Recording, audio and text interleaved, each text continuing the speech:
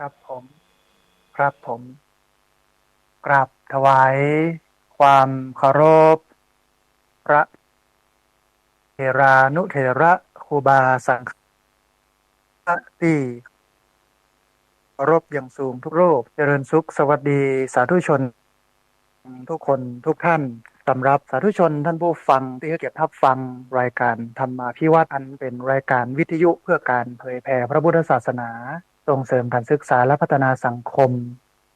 รายการนี้รับผิดชอบโดยอาตมาภาพ พระสาธิตธีระปัญโยผู้อำนวยการสถาบันธรรมาภิวัตน์สถาบันเพื่อเผยแผ่พระพุทธศาสนาส่งเสริมการศึกษาและพัฒนาสังคมตั้งอยู่ณที่พักสงฆ์สถาบันธรรมาภิวัตน์บ้านศพเตินตำบลศพปาดอำเภอแม่เมาะจังหวัดลำปาง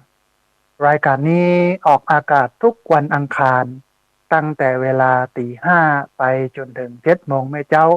เอาปะกันทุกวันอังคารผ่านทางเครือข่ายสถานีวิทยุคลื่นสีขาวเพื่อชาวประชาหลายคลื่นหลายสถานีหลายจังหวัดออกอากาศผ่านทาง Facebook ไลฟ์ซึ่งเป็นไลฟ์สดของท่านอาจารย์พระครูอภิวัฒนวิกรมของทางวัดฝ่ายหินซึ่งดูแลโดยท่านอาจารย์พระครูสมุวิศวัตวรกิจโจบันทึกเทปเอาไปออกอากาศผ่านทางสถานีวิทยุเพื่อการศึกษาและพัฒนาอาชีพ Radio Network FM 99.50 เมกะเฮิรตซ์ของวิทยาลัยเทคนิคการไฟฟ้าทุกวันศุกร์เวลา 8 โมงถึง 9 โมงท่านผู้ฟังวันนี้เราปะกันในบรรยากาศที่อึมครึมฝนจะตกกับบ่ตกแต่ว่านี้ฟ้าห้อง แล้วก็เมฆครึ้มมาดำๆกะว่าคืนนี้จะเอาแล้วเนอะอีนะแต่ปรากฏว่าบ่ตกสักกำแต่ว่าวันนี้ก็อบอ้าวก็น่าจะมีมาพ้องซึ่งเป็นปกติของฤดูกาล เพราะว่าช่วงนี้เป็นช่วงฤดูฝนนะฮะท่านผู้ฟังต้องระมัดระวังเนอะโดยเฉพาะบ้านที่บ่ค่อยมั่นคงจะต้องระมัดระวังลมเป็นวาตภัยที่อุทกภัยน้ำท่วมนะวาตภัยมาจากลมเนี่ยจะพัดผ่านทำให้บ้านรุเสียหายเพราะฉะนั้นต้องซ่อมกันก่อนต้องพอกันก่อนให้มั่นคงกันก่อนตลอดจนถึงบ้านที่อยู่ใกล้ห้วย บ้านที่อยู่ใกล้แม่น้ำต้องระมัดระวังดินโคลนถล่มน้ำป่าไหลหลากน้ำล้นตลิ่ง ทำให้เขาได้รับความเสียหายพระอาจารย์ได้บอกท่านผู้ฟังว่าถ้าเขาเสียเงินเสียเวลากับการป้องกันเนี่ยเขาจะเสียน้อยเสียน้อยกว่าการแก้ไขถ้าแก้ไขเนี่ยมันสูญเสียเยอะเพราะนั้นพี่น้องฟังแล้วเอาไปเนี่ยเอาไปทำเนอะวันนี้ท่านผู้ฟังเขามีแขกรับเชิญจำนวน4 ท่านซึ่งเป็นผู้เข้าร่วมฟื้นฟูผู้ที่ติดยาเสพติดแล้วก็เอามาฝึกมาอบรมอาชีพมาปรับทัศนคติซึ่งวันนี้เป็นวันที่8ทัศนคติความคิดความอ่านแล้วก็ทักษะฝีมือตลอดจนถึงร่างกายด้วยนะได้รับการฟื้นฟูดีงามขึ้นนักเลยทีเดียวในวันนี้เดี๋ยวเราจะได้มาโอ้กันในหัวข้อต่างๆที่ตั้งไว้ประมาณสัก4 ท่านแต่ว่าก่อนที่จะไปถึงท่านผู้ฟังเอาข่าวบุญเอาข่าวกุศล มาอู้ให้ท่านผู้ฟังทั้งหลายได้ร่วมอนุโมทนาแล้วก็ได้ร่วมทำบุญกันก่อนบุญแรกเป็นบุญจัดซื้อที่ดินถวายไว้ในพระพุทธศาสนาหน้าที่พักสงฆ์สถาบันธรรมภิวัตรบ้านศพเตินตำบลศพปาดอำเภอแม่เมาะจังหวัดลำปางอย่างที่บอกท่านผู้ฟังว่าที่ดินนะซื้อด้านหลัง13 ไร่ตอนนี้จ่ายไปแล้ว 300,000 บาทก็เลย100,000ในการจะซื้อในการจะจ่ายให้เจ้าของที่ดินแล้วก็100,000ในการเอามาปรับปรุงเอารถแมคโครเข้าเอารถไถเข้าเพราะฉะนั้นเรียนเชิญเจริญพรพี่น้องได้ร่วมทำบุญกันที่ผ่านมาได้บอกกล่าวข่าวบุญแล้วก็มีโยมได้ร่วมทำบุญกันมานักหนาจารีซึ่งจะอ่านทั้งหมดนะฮะให้ท่านผู้ฟังทั้งหลายได้ฟังตอนที่พ่อกอยกันเนี่ยมีจำนวน109 คนร่วมมาคนเล็กคนน้อยนะฮะมีไผ่พ่องท่านผู้ฟังมีท่านพระมหาสมชาติชาตะปัญโยแม่คำแต้มคมมีแม่ขจรสารพีคุณโยมอุดมสารพีคุณโยมรัตนาพรสารพีคุณโยมนวรัตน์สารพีมีป้ออินเอี่ยมแม่ทัศนีเมงทองแม่จันดีสุขเจริญคุณพันนีรัตนไตรคุณอัมพาสุจริตแล้วก็แม่มุกดามีป้อกำนันธัญพัฒน์ตาเขื่อนตะป้อนานอนันต์ตันแก้วพระอภิเดชจันทมโนแม่บัวลอยสีวงแม่สังไวยพุทธาแม่ทองเจือสุยาอิน คุณโยมประภัสสรสุยาอินแม่น้อยกากนัด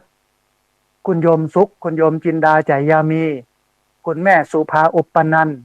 ร้อยตรีประยุทธ์แม่สายชนพุกทองคุณแม่บุญมีวงดีแม่นวลแก้วทาแม่อัมพรคำแสงป้อบุญชูแม่รัตดากาวิระชัยแม่อัญชรีคุณโยมนราศักดิ์คำพมป้อเสรีคุณแม่สดใสวิจิตรชโรธรคุณแม่ระวิวันคุณโยมศิรินลดาคุณโยมอเนนชาชยโสคุณโยมตันหยงคุณโยมสมัทนะณลำปางคุณป้อฉไนทายรินคุณแม่ทองคำทายรินป้อสีทองดีแม่นำทองดีคุณโยมนิพาทองดีคุณโยมโอภาสพินโยคุณโยมกนิกาพินโยคุณโยมสาริกาพินโยคุณโยมแสงจันทร์ชัยทิพย์คุณโยมพงศักดิ์ชัยทิพย์แม่รัตดาอักการเรือนมีแม่สุแก้วคำอ้วนแม่หวดจันสุกปุ๊กแม่แต้มอุปนันท์แม่มีชัยพินโยคุณชุลิตาเมากาวินคุณโยมกมลพรบุญจันทร์แม่บัวสวนดอกคุณโยมประนอมเปี้ยสายคุณโยมปฏิพานโจ้พี่ไม้ คุณโยมพองพันธ์ปันตีคุณโยมกนกพิษชัยนาคุณโยมพันนิตาพรหมมินทร์คุณโยมสุทัศน์ดีมูลโยมคุณโยมคำศรีที่เขื่อนพระอาจารย์ชาวลิตทิตะสัทโธคุณโยมมริวันนาควิโรธคุณโยมจรัสศรีพันธ์ศรีนวลพระอาจารย์วิสิทธิ์ทิตะสัทโธพระครูโสพลปริยัติคุณโยมรัตดาวันตันเตพันเอกชัชวานบุญกรอบคุณโยมรัตนาบุญกรอบเรืออากาศโทสัญญาอาจารย์กนิกาวรรณปทุมคุณโยมกัลยาว่องทิพย์คงคาคุณโยมสุขคำสุขโยธินคุณโยมเกาะแก้วนัทธรรมคุณโยมสมศรีชิมรสคุณโยมกมลชนกโยธินคุณโยมพนิดากวนคำคุณแม่สุชาดาเทพจันตาคุณโยมมิถิราโยธินคุณแม่อรุณใจแก้วแดงคุณแม่คำแปงแก้วพะเยาคุณโยมประนอมปุ๋ยวงคุณโยมสุนิสาทิจูพันโทอำนาจสูงทรัพย์คุณแม่สุวลีชูวัฒนขจรแม่คำนวณกำลังแข็งคุณโยมนัททินีธีระคำคุณโยมลัคนาบุญมาเทพคุณแม่จันเรือนใสคุณมาลัยแก้วปัญญาฟูคุณแม่ประมวลกันกองคุณโยมมิรินเบนมาอันนี้เปิ้นฟังจากต่างประเทศนะคุณโยมจินกรเทพประอุดคุณโยมสำรองโนนไทยคุณโยมพนมจอมอินตาคุณโยมรัตดาวันปันเตคุณโยมบุญมีจินาคุณโยมบุญยืนชัยวังเย็นคุณโยมวินัยจินาคุณโยมกิตยาจินาคุณโยมบัวผิวบุญเรืองคุณโยมกรกมลเขยกลางคุณแม่ศรีลายคติยราชคุณโยมภัยพันธ์อินตทาคุณโยมแสงล่าทองใหญ่คุณโยมกัญจนาประจินคุณโยมแสงเรือนจริยะสกุลธรรมคุณโยมนานัชพัฒน์ลาจันทึกคุณโยมบุญศรีทรงศรีสกุลแม่นวลยอดคำปันแม่วิไลธนุกรรมคุณโยมสรวุฒิเท้าชัยคุณโยมทรงวุฒิไกรวิชัยคุณโยมปริศขันธชมพูคุณโยมพันทิพย์ผมรีคุณโยมเกิกซัดค้านคีรีคุณโยมจิตตะพวันเปงน้อยคุณโยมประพันธ์บัวเกตคัตธาคุณแม่ปวรีอินสุวรรณรองศาสตราจารย์ดรวราพรตันรัตนกุลคุณจำเนียนวรรณรัตน์คุณแม่ดวงมาลัยปัญโยแม่พัดกองศรีคุณแม่สีมอนใจหาวังคุณป้ออินถาแม่สุคำแก้วฟูคุณโยมชุติมาพงพังคุณโยมศรีนวลพงพิพัฒนกิจพระครูชลทานพิทักษ์แม่ฤทธิ์ศรีรภาคุณโยมอัมพลสายเป่งคุณโยมสุภรัตน์ตุ้ยใจคุณแม่จันทองตุ้ยสมุทรคุณโยมอัญชลีสุคำว่าที่ร้อยตรีนาวินเชื้อน้อยคุณโยมธีรพรรัตนธีรวิเชียนคุณโยมชาญวิทย์และคุณโยมกิติยาศรีมาศคุณโยมสาวพงษ์ยมพัฒน์คุณโยมธีรพรรัตนธีรวิเชียนคุณโยมมิรินคุณโยมทอมบาเทอร์อันนี้เปิ้นฟังจากต่างประเทศคุณโยมบุญชูศักดานักเรียนโรงเรียนผู้สูงอายุตำบลศพปาดคุณโยมทิติพรจินดาหลวงอันนี้ท่านคุณนายอดีตท่านผู้ว่าราชการจังหวัดคุณโยมสุธาทิพย์วรรณกุลคุณโยมชาญวิทย์และคุณโยมกิติยาศรีมาศแม่นันสมบูรณ์แม่ดวงสมบูรณ์แม่ดวงจันทร์สมบูรณ์คุณกมลธรสมบูรณ์คุณวราวุฒิสมบูรณ์อันนี้เป็นผู้ร่วมทำบุญเพื่อจัดซื้อที่ดินถวายไว้ในพระพุทธศาสนาหน้าที่พักสงฆ์สถาบันธรรมาภิวัตรบ้านศพเตินตำบลศพปาดอำเภอแม่เมาะจังหวัดลำปางเดี๋ยวถ้าชื่อใครตกไปเรียนเชิญเจริญพรได้โทรมาแจ้งในรายการได้นะฮะสำหรับท่านใดที่อยากร่วมทำบุญก็สามารถมาร่วมทำบุญได้ที่พักสงฆ์สถาบันธรรมาภิวัตร บ้านซบเตินตำบลซบปาดอำเภอแม่เมาะจังหวัดลำปางหรือสามารถร่วมทำบุญได้ที่ธนาคารกรุงไทยสาขาประตูชัยชื่อบัญชีที่พักสงฆ์สถาบันธรรมาภิวัตรหมายเลขบัญชี5360755 318ธนาคารกรุงไทยสาขาประตูชัยชื่อบัญชีที่พักสงฆ์สถาบันธรรมาภิวัตรหมายเลขบัญชี5360755 318อันนี้เป็นข่าวบุญที่หนึ่งข่าวบุญที่สองท่านผู้ฟังในวันที่15กรกฎาคมพุทธศักราช2566ที่จะถึงนี้เปิ้ลจะมีการรอเตียนเข้าพรรษาเพื่อระดมทุนช่วยเหลือโรงเรียนขนาดเล็กติดอำเภอเมืองปานจังหวัดลำปางแล้วก็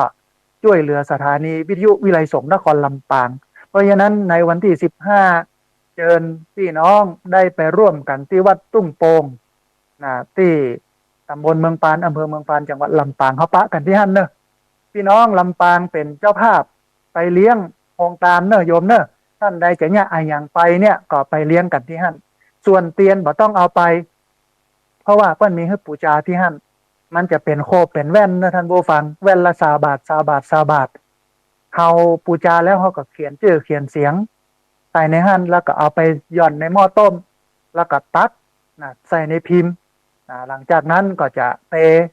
แล้วก็เอาไปถวายทีหลังในวันนั้นจะมีพระจำนวน15วัดมารับทานกันในวันนั้นอันนี้เป็นข่าวบุญที่สองในวันที่15มาร่วมกันรอเตียนเข้าพรรษาเป็น2ข่าวบุญท่านผู้ฟังและแถมเรื่องหนึ่งเป็นเรื่องบริการสาธารณะวันนี้เนี่ยท่านผู้ฟังอาจจะได้ถูกละเมิดจากการบริโภคไปซื้อสินค้าและบริการได้มาบ่ได้ดังที่เปิ้นโฆษณาไว้เขาสั่งซื้อ iPad iPhone พอเปิดกล่องออกมากลายเป็นนมไปเหียนั่นเอาอย่างเงี้ยใดไปแจ้งความโรงพักเปิ้นก็มี108เรื่องที่จะต้องทำเรื่องเฮาก็อยู่ท้ายๆจ้าไปตัวเมื่อใดเปิ้นก็บอกเดี๋ยวก่อนกำลังตัวอยู่นะนี่เนาะไปศูนย์ดำรงธรรมก็เหมือนกันเพราะนั้นท่านผู้ฟังที่ได้รับความเดือดร้อนใน8เรื่องนี้บอกว่าจะเป็นเรื่องการเงินการธนาคารเรื่องอาหารยาและผลิตภัณฑ์สุขภาพเรื่องการขนส่งและยานพาหนะเรื่องสินค้าและบริการทั่วไปเรื่องสื่อสารโทรคมนาคมและเทคโนโลยีสารสนเทศเรื่องอสังหาริมทรัพย์และที่อยู่อาศัยเรื่องบริการสาธารณะพลังงานและสิ่งแวดล้อมและที่สุดเนี่ยก็คือเรื่องบริการสุขภาพสามารถมาร้องเรียนได้ที่สภาองค์กรของผู้บริโภคท่านผู้ฟังลำปางเนี่ยศูนย์พิทักษ์สิทธิผู้บริโภคจังหวัดลำปางเป็นหน่วยงานประจำจังหวัดลำปางของสภาองค์กรของผู้บริโภคซึ่งเป็นองค์กรเอกชนด้านการคุ้มครองผู้บริโภคมีฐานะเป็นนิติบุคคลทำหน้าที่เป็นผู้แทนของผู้บริโภคที่มีพลังการคุ้มครองและก็พิทักษ์สิทธิผู้บริโภครวมทั้งมีสิทธิ์และก็อำนาจตามกฎหมายรัฐธรรมนูญแห่งราชอาณาจักรไทยมาตรา46แล้วก็พระราชบัญญัติการจัดตั้งสภาองค์กรของผู้บริโภคปี2562เพราะฉะนั้นเขาบอกว่าจะไปร้องเรียนที่ไหนจะให้เปิ้นมาพอมากอยเฮาสามารถมาร้องเรียนได้ที่ศูนย์พิทักษ์สิทธิผู้บริโภคจังหวัดลำปางหรือสภาองค์กรของผู้บริโภคจังหวัดลำปางอยู่ที่ไหนท่านผู้ฟังอยู่เยื้องวัดตาขาวน้อยอำเภอเมืองจังหวัดลำปางสมมติว่าเอาไปที่หน้าวัดตาขาวน้อย4แยกเนี่ยนะเขาก็เลี้ยวขวาไปหลังจากเลี้ยวขวาแล้วเขาจะเจอสะพานข้ามแม่น้ำวังก่อนจะข้ามแม่น้ำวังหัวสะพานอยู่ด้านซ้ายก่อนจะถึงสะพานข้ามแม่น้ำวังเป็นสำนักงานอยู่หั่นท่านผู้ฟังท่านใดสะดวกไปด้วยตัวเองไปร้องเรียนที่หั่นหรือถ้าบ่สะดวกสามารถโทรเข้ามาร้องเรียนได้ที่เบอร์054-222-539นะเบอร์054-222-539หรือ084-878-4139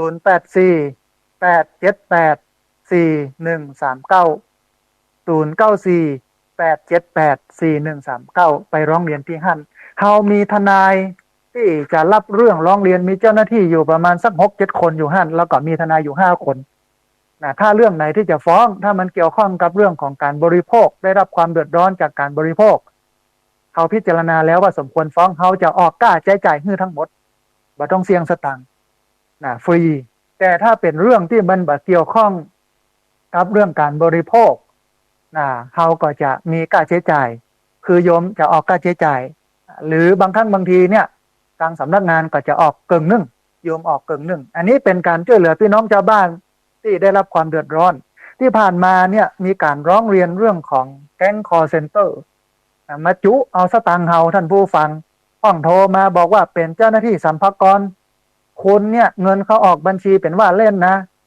สงสัยเป็นบัญชีม้านี่เนาะหักเงินนะจะเสียภาษีต้องอันต้องอี้เฮาก็โอนไปให้เปิ้นท้ายที่สุดก็โดนหลอกล่าสุดเนี่ยที่บ้านศพปาดเนี่ยมีคนหนึ่งเปิ้นโดนยับข้อหาบุกรุกป่าสงวน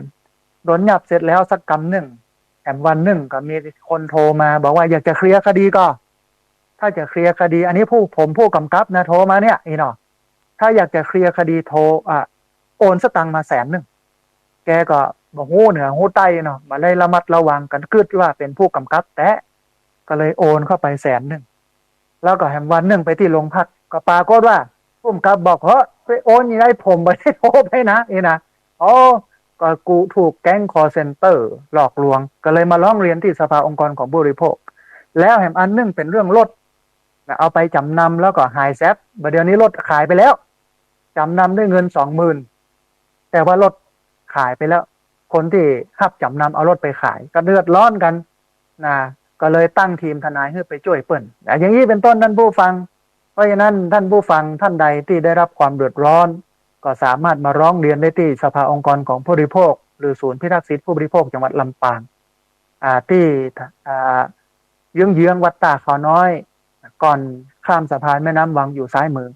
ทั้งหมดทั้งปวงที่ว่าไปนี้เป็นข่าวบุญแล้วก็ข่าวบริการสาธารณะนะฮะทีนี้ท่านผู้ฟังเขามีแขกรับเชิญอยู่4ท่านจะได้มามาถึงเรื่องราวที่มาเข้าข่ายวันนี้เป็นวันที่8นะฮะก็คงจะอยู่เนื้ออยู่ตัวละนะสบายอกสบายใจได้ละนะฮะในวันนี้นะอาจจะป้าน้องว่าทำใจได้ละใหม่ๆนี่เดือดร้อนร้อนใจโลกวุ่นวายหลายอย่างบางคนเกิดไปมาหลายเรื่องไอ้ยังมายับเขามาเสียหายยังได้แต่พอมารู้จักกับโครงการนี้มาจัดระบบจัดระเบียบใหม่เนี่ยรู้สึกว่ามันดีขึ้นหนักเดี๋ยวเราจะได้ไปกับพี่น้องทั้ง4ท่านก่อนที่จะขณะนี้ท่านผู้ฟังกำลังติดตามรับฟังรายการธรรมาภิวัตรอันเป็นรายการวิทยุเพื่อการเผยแผ่พระพุทธศาสนาส่งเสริมการศึกษาและพัฒนาสังคมรายการนี้รับผิดชอบโดยอาตมาภาพพระสาธิตธีระปัญโยผู้อำนวยการสถาบันธรรมาภิวัตรสถาบันเพื่อเผยแผ่พระพุทธศาสนาส่งเสริมการศึกษาและพัฒนาสังคมตั้งอยู่ณที่พักสงฆ์สถาบันธรรมาภิวัตรบ้านศพเตินตำบลศพปาดอำเภอแม่เมาะจังหวัดลำปางรายการนี้ออกอากาศทุกวันอังคารตั้งแต่เวลา 5:00 ไปจนถึง 7:00 เมื่อเจ้าเข้าปะกันเป็นประจำแล้วก็ในท้ายรายการก็จะเปิดสายให้ท่านผู้ฟังที่ฟังอยู่ทางบ้านได้โทรเข้ามาร่วมกันวันนี้โทรเข้ามาให้กำลังใจนะท่านผู้ฟังวันนี้มีอยู่50 คนเข้ามาอบรมที่นี่15 วันรุ่นนี้เป็นรุ่นที่2รุ่นแรกเนี่ยก็ได้ผลดีพอสมควรแต่ว่านี่ท่านปลัดจังหวัดเพิ่นมาเยี่ยมมาแอวหามาให้กำลังใจตลอดจนถึงวันที่24ท่านผู้ว่าราชการจังหวัดลำปางท่านจะมาด้วยตัวเองมาให้กำลังใจเฮาจะหันภาพว่าวันนี้ในภาคส่วนต่างๆของสังคมเปิ้นให้ความสำคัญเปิ้นให้ความเอาใจใส่กับผู้ที่ติดยาเสพติดให้กำลังใจในการจะให้เปิ้นลดเปิ้นละเปิ้นเลิกคือได้อาตมาภาคประชาสัมพันธ์โครงการนี้ไปทาง Facebook แล้วก็ทางสถานีวิทยุเนี่ยมีโยมหลายคนเปิ้นฮ้องว่าให้กำลังใจกับญาติโยมโดยที่อยู่ใกล้ๆเนี่ยก็เอาอันหยังมาเลี้ยงไอติมพ่องเอาข้าวพ่องเอาน้ำพ่องเอาขนมพ่องเอาน้ำดื่มพ่องเอาผลไม้พ่องมาเลี้ยงกันนะฮะนี่คือเราจะหันภาพถึงความมีน้ำจิตน้ำใจของพี่น้องมันต้องปรับทัศนคติใหม่ว่าคนที่เปิ้นติดยาเนี่ยเปิ้นเป็นผู้ป่วยต้องได้รับการบำบัดต้องได้รับการดูแลบ่ใจไปตีหน้าไปตีตาปั๊มตาติดหน้าผากเปิ้นว่าเป็นคนชั่วเป็นคนร้ายเป็นคนบ่ดีเป็นคนมีปัญหาคือถ้าว่าเปิ้นอย่างนั้นแล้วเฮาอยู่ด้วยกันเนี่ย แล้วเขาจะอยู่อย่างไรท่านผู้ฟังมันไปบ่ได้นะแต่ถ้าเอาให้โอกาสเปิ้ลเนี่ยมันก็จะสามารถกลับคืนขึ้นมาเป็นคนดีของสังคมได้เปิ้ลกับคนเฮากับคนโลกโดยเฉพาะชาวพุทธต้องเป็นคนที่มีเมตตาเฮาแผ่เมตตาสัพเพสัตตาสัตว์ทั้งหลายที่เป็นเพื่อนโลกแผ่เมตตาได้สักกรรมนึงเป็นนั่งเล่าฝันว่าอย่างนั้นมาติดยามันอย่างนี้มันจะไปได้ดีใหญ่เพราะฉะนั้นวันนี้เราต้องให้กำลังใจกันต้องหนุนเสริมกันต้องพอต้องกอยเพราะท้ายที่สุดเราต้องอยู่ในสังคมด้วยกันเอาละท่านผู้ฟังเดี๋ยวเรามาปะกับคนที่จะมาร่วมร่วมเอ่ยกันวันนี้มี4ท่านแนะนำตัวซึ่งจะมีคำถามอยู่ประมาณสัก4-5คำถามเนี่ยเบื้องต้นเนี่ยเบื้องต้นเนี่ยเรามาปะกับโยมอ้อก่อนเลยโยมคนแรกเดี๋ยวเปิ้ลแนะนำตัวแล้วก็ได้เอ่ยว่าที่มาของการใช้ยาเสพติดว่าเปิ้ลเนี่ยใช้ยาเสพติดเมื่อใดใช้อย่างใดใช้นักถึงขนาดไหนนี่เนาะอันนี้อันแรกแล้วก็เดี๋ยวจะถามเป็นคนไปค่อยๆไล่เวียนไปจนจบหมดทุกคนแล้วก็ท้ายที่สุดเนี่ยก็จะให้เปิ้ลฝากอย่างไว้ให้กับท่านผู้ฟังที่ฟังอยู่ทางบ้านโดยแล้วก็จะไปลืมนะท่านผู้ฟังนะโทรเข้ามาให้กำลังใจกันมีโยมส่งลิงก์ของงานสถานีวิทยุวัดฝ่ายหิน 104.5 มาตัวสถานีวิทยุวัดฝ่ายหินจังหวัดเชียงใหม่ 104.5 วันนี้กำลังถ่ายทอดสดตัดนี้อยู่แล้วก็ท่านอาจารย์พระครูสมุวิสุรัตน์วรกิจโจเนี่ยเพิ่งกำลังไลฟ์สดตัวนะฮะเบื้องต้นเดี๋ยวปะกับโยมท่านแรกก่อนขอเจริญพรก็ กราบนมัสการพระอาจารย์นะครับและท่านผู้ฟังผมชื่อออฟนะครับที่มาของการใช้ยาเสพติดนะครับเมื่อก่อนตอนที่ผมอายุ14และ15ปีสิ่งแรกที่ผมได้ทดลองครับคือการสูบบุหรี่กับเพื่อนๆครับมันเป็นวัยที่ผมกำลังอยากรู้อยากลองรู้ผิดรู้ถูกครับ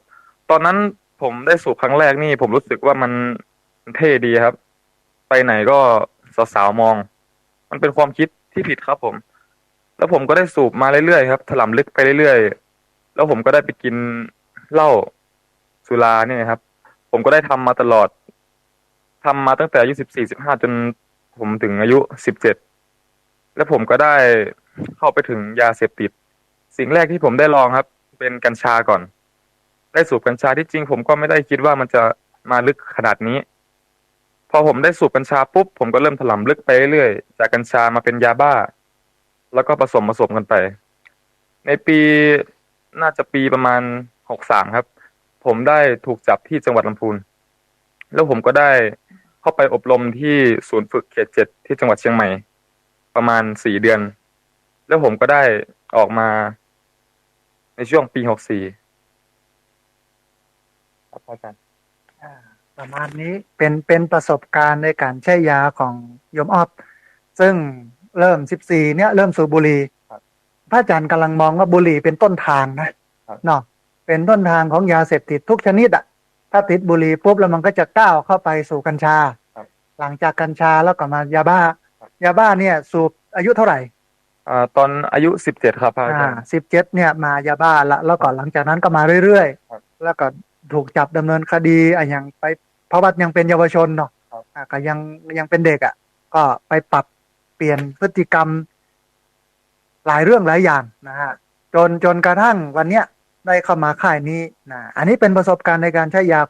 ของโยมออฟนะทีนี้อีกท่านหนึ่งนะเดี๋ยวเรามาเจอแหมท่านหนึ่งเดี๋ยวให้เปิ้ลแนะนำตัวแล้วก็เปิ้ลได้เล่าถึงประสบการณ์ในการใช้ยาเสพติดนะขอเจริญพรคุณโยมสวัสดีครับท่านผู้ชมครับก่อนอื่นเลยก็ขอนมัสการพระอาจารย์ก่อนเลยนะครับ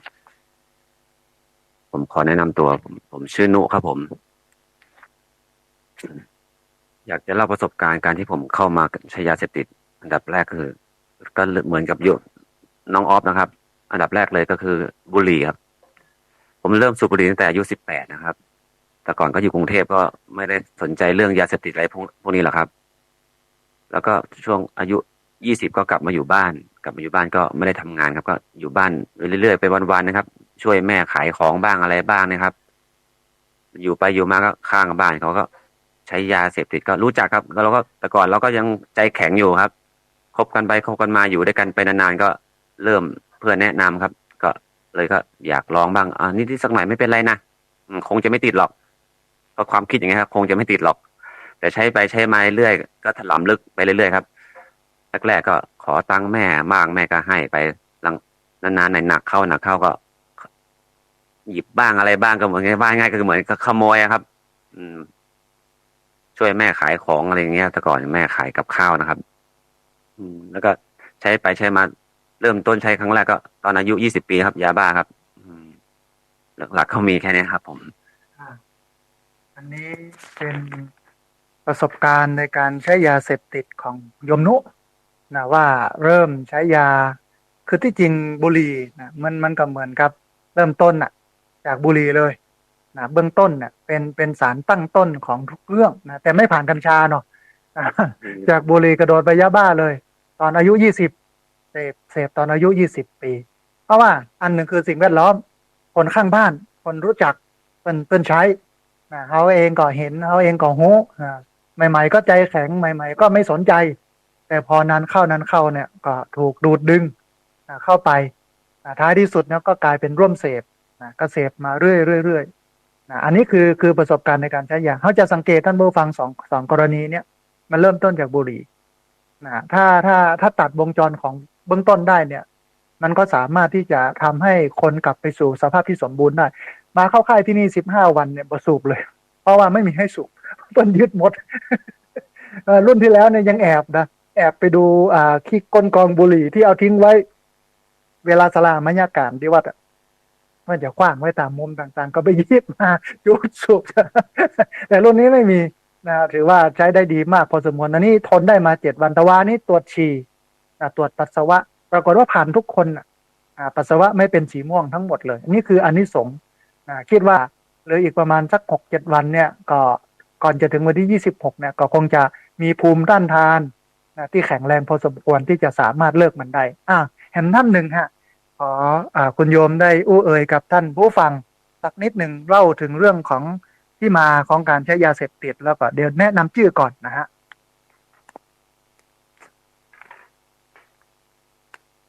กราบนมัสการท่านพระอาจารย์และสวัสดีท่านผู้ฟังทุกคนค่ะ หนูชื่อน้องจือเอิญเจ้าตีมาของประสบการณ์การใช้ยาคือ ตอนนั้นน้องออกโรงเรียนมาตอนอายุ14เนาะแล้วก็ได้มาอยู่บ้านแล้วก็คือแอลเต้เปื่อนเต้ฝูงเนี่ยเจ้าแล้วก็มามีแฟนมาพอมามีแฟนเขาก็จะเจอสังคมของเปื่อนของแฟนนี่แหละก็เลยก็มีคือเปื่อนเขากับปลาเขาไปแอลไปอย่างเงี้ยกินเหล้าแล้วก็ มันมีวันหนึ่งมันชวนน้องไปแอลไปตุยมานไปส่งมันกินไปกับไปเขาก็ไปเห็นมันเสพทั้งแหละมันก็ชวนเขายังว่าบ่กล้าเจ้ะก็เลยไปเนี่ยพอไปมันเข้าเขาก็ไปเห็นแบบทุกวันทุกครั้งที่ไปเขาก็เห็นมันก็เลยร้องแล้วจากการร้องก็เริ่มเสพมาเรื่อยตอนนั้นอายุเท่าไหร่ๆประมาณ14เจ้า14เนี่ยเริ่มเสพแล้วเจ้าแล้วก็พอเสพมาเรื่อยๆจนอายุ18เนาะโดนจับครั้งแรกแค่ก็ยังเป็นคดีเสพอยู่ตอนนั้นจะมีชุดเขียวก็เข้าไปอยู่ในเรือนจำไปอยู่ที่ฟื้นฟูชุดเขียวออกมาเสพได้เหมือนแฟนก็โดนไปขาย2,000 สตางค์ที่เชียงใหม่ใช่แล้วก็พอแฟนไปขายเขาก็อู้บ่าวนะห้องอู้บ่าวก็ก็มีครอบครัวใหม่ก็เลยก็เป็นคนหาเสพอยู่มาได้จนถึงปีที่แล้วตอนนี้อยู่25 ปีที่แล้วก็24ก็โดนจับหนึ่งครั้งแต่ครั้งนี้มันจะพอเขาเริ่มจากการเสพแล้วเขาก็เอามามีตังค์เสพเขาก็เอามาขายเนี่ยขายของสตางค์ที่ใช่ขายเนี่ยมาเสพใช่จะเริ่มจากขายกำน้อยก็นักขึ้นจนปีที่แล้วไอ้เจ้าหน้าที่สพแม่เมาะเปิ่นทำการรอซื้อเฮาแต่รอซื้อบ่สำเร็จเพราะว่าเฮาก็สิฮู้ว่ารอซื้อครั้งแรกก็คนที่รอซื้อเฮาไปได้ซื้อเขาละแล้วเขามีแล้วมันก็ง่อยกลับมาหาเฮาเพราะเป็นญาติเดียวกันกับแฟนเนี่ยง่อยกลับมาแล้วก็มันคงบ่ได้บอกตำรวจก่อนหรือจะได้ก็บ่ฮู้เนาะมันก็เอาตังค์มาซื้อน่ะแต่พอดีแฟนเอาตังค์เนี่ย นอนไปซื้อเหล้าซื้ออหยังมากิน แล้วก็กลับไปบ้านแฟนน้องระหว่างแฟนน้องมันเข้าห้องน้ำน้องก็เอาเขาย้ายไปส่งเขามาแล้วก็กลับมานอนเนาะตำรวจเข้าบ้าน แล้วแฟนน้องมันหันตำรวจแล้วมันก็ฮุบไปมันก็สิบอกเขาว่าตำรวจเข้า อ่า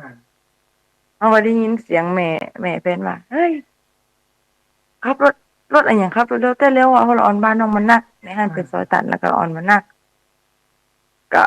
พร้อมจะหูตำรวจสักครั้งได้ยินเสียงคล้ายๆปืนที่จริงไม่ใช่ปืนหรอกเจ้าหน้าที่เป็นควางปิงปองเอาก็ไปที่หูเขาก็นอนเนี่ยสักครั้งมันจะมีเจ้าหน้าที่คันหนึ่งมาเอาปืนมาจี้ว่าลูกมานี่อีเนี่ยเขาก็ว่าอะไรอย่างนี้เจ้าเพิ่นก็บอกว่าได้ว่าอย่างแต่เปิดกำกระเป๋าที่ว่าอยู่ข้างตัวเขาเนี่ยไปตัวเป็นว่าเนี่ยมันจะเหลือยาอยู่ในกระเป๋าหันมิดนึงแล้วเขาก็พอแฟนไปไหนเขาก็ว่ามึงฮุกไปไหนเขาก็เขาบอกฮู้เนาะเขาก็เขาทำมาย้ายที่ของไผ่เขาก็ห้ามว่าของเขา กับแฟนสามี อืมไม่ก็เป็นของเขาแต่พอเขาไปส่งมา แล้วแล้วในตัวแฟนน้องก็มันก็บ่มีเนาะก็บ่มีคว้าเป็นว่าน้องอ่ะโดนจับเพราะว่าตอนนี้บ่มีชุดเขียวแล้วเขาไปอยู่ในเรือนจำไงแต่แฟนน้องมันก็โดนเสพมันก็ได้ปล่อยตัวกลับบ้าน แต่เฮานี่โดนจับ เจ้า แต่มันอยู่ในบ่เหมือนอยู่ รอบสองนะ แม่นเจ้าอยู่ได้แค่2 ฝากก็คือ24 วัน แต่น้องอยู่เกินไปวันหนึงก็ไป25เพราะน้องเป็นโควิด ไปในห้างไม่เป็นโควิดอยู่ในเรือนจำเจ้าจากแรกลากก็กลายไปอยู่ห้องห้าแล้วก็พอออกมาตอนประมาณเมษาปีที่แล้ววันที่12ก็ยังบ่ได้เลิกอ่ะก็เสพมาจนถึงที่ว่าเข้าขายชุดแรกอะเจ้ามันจะมีรายชื่อที่ว่าเขา ผู้ใหญ่ มีประวัติ ใช่เป็นรายชื่อแฟน แล้วก็ผู้ใหญ่บ้านกำนันเพิ่นนัดไปอบตบ้านดุงเนาะ นัดแฟน ใช่ไปรายงานตัวที่อบตแล้วก็บ่เฮาก็ฮือแฟนแต่งตัวไอ้หยังออกบ้านไปฮือไปรายงานตัวน่ะแต่ผลปรากฏว่าแฟนมันไปเฮาแก้บักขามอยู่บ้านรอ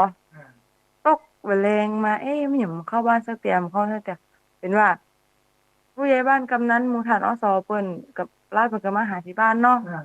หามาหาแฟนเขาก็ว่าอ้าวก็ไปรายงานตัวแต่เพิ่นน่ะบ่ได้ไปพอเพิ่นออกบ้านไปด้วยความเป็นห่วงมันไปอยู่ทางใดเขาก็ออกไปตามหามันแต่ไปจุ๊บใส่อสเพิ่นพอดีเพิ่นก็ว่าอีนี่ส่งมันได้จับมันตัวเหนียวกันเลยแหน่ ได้ จับมันตัวเหนียวไปเป็นเพื่อนอีน้องที่ว่าแล้วก็อีน้องที่เห็นหมู่บ้านหนึงอีแหน่เฮาก็เฮาก็ยอมเพิ่นตรวจผลปรากฏว่าเป็นฉี่สีม่วงเพิ่นก็ว่าเดี๋ยววันนี้ไปเข้าค่ายผลปรากฏว่าเฮาบ่ได้มาเพราะว่าเป็นหญิงกันบ่มีอ้าวรอบแรกใช่พอรอบ2พอรุ่นแรกกลับไปละเสร็จสัตว์แล้วมันก็เงียบไปเลยเนาะเพราะบ้านน้องมันจะมีแห่งดนตรีว่าเขาเอาไปส่งไปอำเภอเมืองอ่ะแล้วน้องบ่ได้ไปคิดว่าคงบ่ได้ไปละ สบายใจละนี่เนาะ แม่นแต่ว่าวันเฮาก็เฮาเลิกแล้วนะเฮามาละเฮารับเพราะนั้นผ่านอสเพิ่นกับกำนันเพิ่นเข้าไปหาที่บ้าน ไปกับห้องเฮาตื่นมาตัวสีผ่านแต่มีสีม่วงแต่มันก็ยังมีรอบ เดิม เช่นเพิ่นก็เลยบอกว่ารอบแรกมึงไม่ไปมึงมารอบนี้แฟนน้องก็สร้างมารอบแรกแล้วมาก่อนน้องไปเตอร์ว่าอาจารย์เป็นเลี้ยงดีไปเตอร์ไอ้เนี่ยเพิ่นสิเฮาได้ตุกหยังไปก็ไปไอ้เนี่ยก็ลองมากลับมาเนี่ยจ้ะ อันนี้เป็นประวัตินะเรื่องของที่มาของการใช้ยาเสพติดนะของคุณโยมนะที่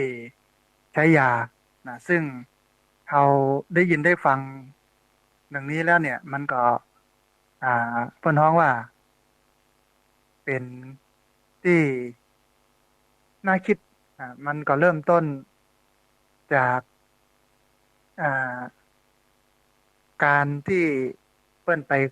คบหรือไปอยู่กับคนที่เปิ้นเสพแล้วก็เริ่มเสพมาตั้งแต่อายุ14เนาะตั้งแต่อายุ14เลยนะท่านผู้ฟังนะเสพไปแล้วก็มีเรื่องราวต่างๆถ้าทำเป็นหนังเนี่ยได้เรื่องหนึ่งเลยแหละ เป็นเรื่องยาวมากนะเป็นหนังเนี่ยเป็นหนังชีวิตอ่ะนะแล้ววันนี้เปิ้นก็ตั้งใจว่าไหนๆก็มานี่แล้วเนี่ยล่าสุดเนี่ยที่เปิ้นไปตามเนี่ยก็บ่ได้เสพเดี๋ยววันในรอบที่แล้วมันมี เพื่อนน้องว่ามีประวัติมีข้อมูลเสพอยู่นะก็เลยเอามา ถ้ารอบแล้วมีแม่ยิงเนี่ยคงจะได้มาละเห็นนะ อันนี้มารอบที่สองนะเดี๋ยวเขาไปฟังกันคนหนึ่งนะฮะซึ่งเขามีเวลาอยู่ด้วยกัน2 ชั่วโมงอันนี้เป็นข้อแรกอยู่ก็อยากจะให้ท่านผู้ฟังได้ฟังเพื่อเป็นอุทาหรณ์แล้วก็เขาเข้าใจเปิ้ลว่าในความเป็นเปิ้ลน่ะทำไมเปิ้ลถึงเสพเนี่ยอย่างเป็นอย่างอันอย่างอี้นะฮะท่านสุดท้ายเดี๋ยวให้เปิ้ลแนะนำตัวแล้วก็ได้อู้เอ่ยกับท่านผู้ฟังเล่าถึงที่มาของการใช้ยาเสพติดสักหน่อยหนึ่งขอเจริญพร ค่ะกราบนมัสการท่านพระอาจารย์และท่านผู้ฟังทุกท่านนะเจ้าที่มาของการใช้ยาเสพติดครั้งแรกของน้องก็น้องชื่ออ้อมนะคะที่มาของการใช้ยาเสพติดครั้งแรกของน้องก็คือ อายุ16ประมาณขึ้น17นะคะได้ไปกินเหล้ากับเพื่อนกินเหล้าดูดบุหรี่กันเนี่ยค่ะคือสังคมยังว่านะจ๊ะค่ะกำลังเปรี้ยว ค่ะ ก็เริ่มใช้ยามาตั้งแต่อายุ16 17อะค่ะ จนมาอายุ18ถูกเจ้าหน้าที่จับกุมค่ะ จากการสูบก็เป็นการขายเนาะเรา โดนกี่เม็ด 30 เมตรค่ะ โดนหลอซื้อค่ะ แล้วก็ศาลเป็นตัดสินให้5 ปีค่ะ5 ปีรับสารภาพก็เหลืออยู่2 ปี 6 เดือน แต่ได้จำคุกไป2 ปี 2 เดือน 20 วันค่ะ ก็การใช้ชีวิตในนั้นก็ยังว่าค่ะ ลำบากเนี่ย มันมันสบายตัวแต่มันแบบสบายใจอะค่ะ อิสรภาพ ค่ะ มันก็เหมือนนกโดนขังกรงนะคะที่เพิ่นเอาเข้ามาป้อนแล้วก็มันแบบออกไปไหนไม่ได้ค่ะ แต่ก็คิดถึงบ้านค่ะ แต่ก็ออกมาไม่ได้ ได้แค่คิด ก็ยังไงอ่ะ การใช้ชีวิตในห้างมันลำบากอะค่ะ คือทุกอย่างมันต้องจ่ายเงินค่ะ ถ้าเขาไม่มีเงินก็เหมือนต้องรับจ้างเองอะค่ะ ยังนวดก็ชั่วโมงละ20 บาทเนี่ยค่ะแต่ถ้าเขาอยู่ทั้งนอกก็ชั่วโมง100 200เนาะ มันแตกต่างอย่างนะคะ โอกาสมันต่ำมาก ค่ะ เสื้อผ้าแม้แต่ซองน้ำยาปะพนุ่มยังมีค่ะค่ะซองน้ำยาปะพนุ่มก็คือคนไหนมันมีทั้งเครื่องน้ำหอมก็เอาซองน้ำยาปะพนุ่มใส่ผ้าค่ะอย่างเครื่องแต่งหน้าก็คือแต่รับหนึ่งก็ต้องใจายเป็นปีอะค่ะ อดออมใช้ ค่ะไม่ยิงกันเนาะหักสวยหักงามค่ะ ก็บ่มีอย่างมากมายค่ะ ก็คือชีวิตในห้างก็บอกได้อย่างเดียวก็คือตุกข์มาก แล้วอีกอย่างหนึงก็สงสารแม่ เพราะว่าตังไปเอาหาเขาก็คือมันไก่ค่ะ ในจัดการน้ำมัน ในการใช้จ่าย ในการส่งเขาเนี่ยค่ะ ก็มีอย่างมากมายอะค่ะ ประมาณนี้เนาะ ค่ะ นี่เป็นคำถามข้อที่หนึ่งถามเรื่องของประสบการณ์ในการใช้ยาโยมผู้หญิง2 คนเนี่ยใกล้เคียงกันมากเลย ในการใช้ยาแล้วก็เพิ่นว่าว่าประสบการณ์เรื่องของการถูกจับในเรื่องของการมีเพิ่นว่าคดีเนาะโดยเฉพาะโยมอ้อมเนี่ยสองปีกว่านะฮะไปอยู่ในนั้นแล้วก็เล่าถึงความลำบาก ทุกอย่างมีค่าหมดเลย ปกตินวดเนี่ยชั่วโมงละ300 แต่วันนั้น20 บาท แล้วก็น้ำหอมเครื่องสำอางอย่างต่างๆ ซึ่งต้องใช้ในนั้นมันมีคุณค่าหมดเลย มันมีความหมายมากทีเดียวสุขกายจริง ก็ไม่ได้เดือดร้อนอย่างเยอะ แต่ใจความเป็นอิสรภาพนะมันบ่มีนะต้องการมีความอิสรภาพอยากไปหั่นไปนี่อยากเจอนะคนนั้นคนนี้มันก็ไม่มี อันนี้คือความลำบากของเปิ้ลนะฮะแล้วก็ท้ายที่สุดเปิ้ลก็บอกว่าเอ็นดูแม่ ซึ่งต้องไปดูต้องเดินทางไปพอไปกอยไปเยี่ยมไปอย่างต่างๆ อันนี้เป็นประสบการณ์ของผู้ที่มาอบรม ซึ่งเป็นตัวแทน4 ท่านเนี้เป็นตัวแทนของคน50 กว่าคนนะฮะอันจะถามเรื่องที่ 2เมื่อเรามาเข้าค่ายตรงนี้แล้ว วันนี้เป็นวันที่7ที่8ละเปิ้ลสอนหลายเรื่องนะฮะแต่วันนี้เปิ้ลก็มาสอนเรื่องอาชีพ วิทยาลัยเทคนิคการไฟฟ้าแม่เมาะมาสอนเรื่องของช่างเชื่อมช่างยนต์ ตลอดจนถึงช่างไฟแล้วก็อาชีพด้วยนะมีทำโน่นนี่นั่นออกกำลังกายทุกเช้านะฮะถึงวันแล้วก็ตอนเย็นเนี่ยพระอาจารย์ก็จะนำสวดมนต์ไหว้พระนั่งสมาธิแล้วก็ให้โอวาทแนะนำต่างๆเขามาถามแต่ละคนบอกว่า แต่ละคนเนี่ยว่าความรู้สึกเนาะก่อนที่จะมาเข้าค่ายรู้สึกอย่างไรนะ ความรู้สึกก่อนมาเข้าค่ายเนี่ยรู้สึกยังไงทีนี้ก็จะมาดูว่าเมื่อมาเข้าค่ายแล้วได้เรียนรู้อะไรบ้างนี่นะฮะแต่เบื้องต้นนี่เป็นคำถามว่ารู้สึกยังไงก่อนที่จะมาเข้าค่ายโดยเริ่มจากโยมออฟกันเลยนะขอเจริญพร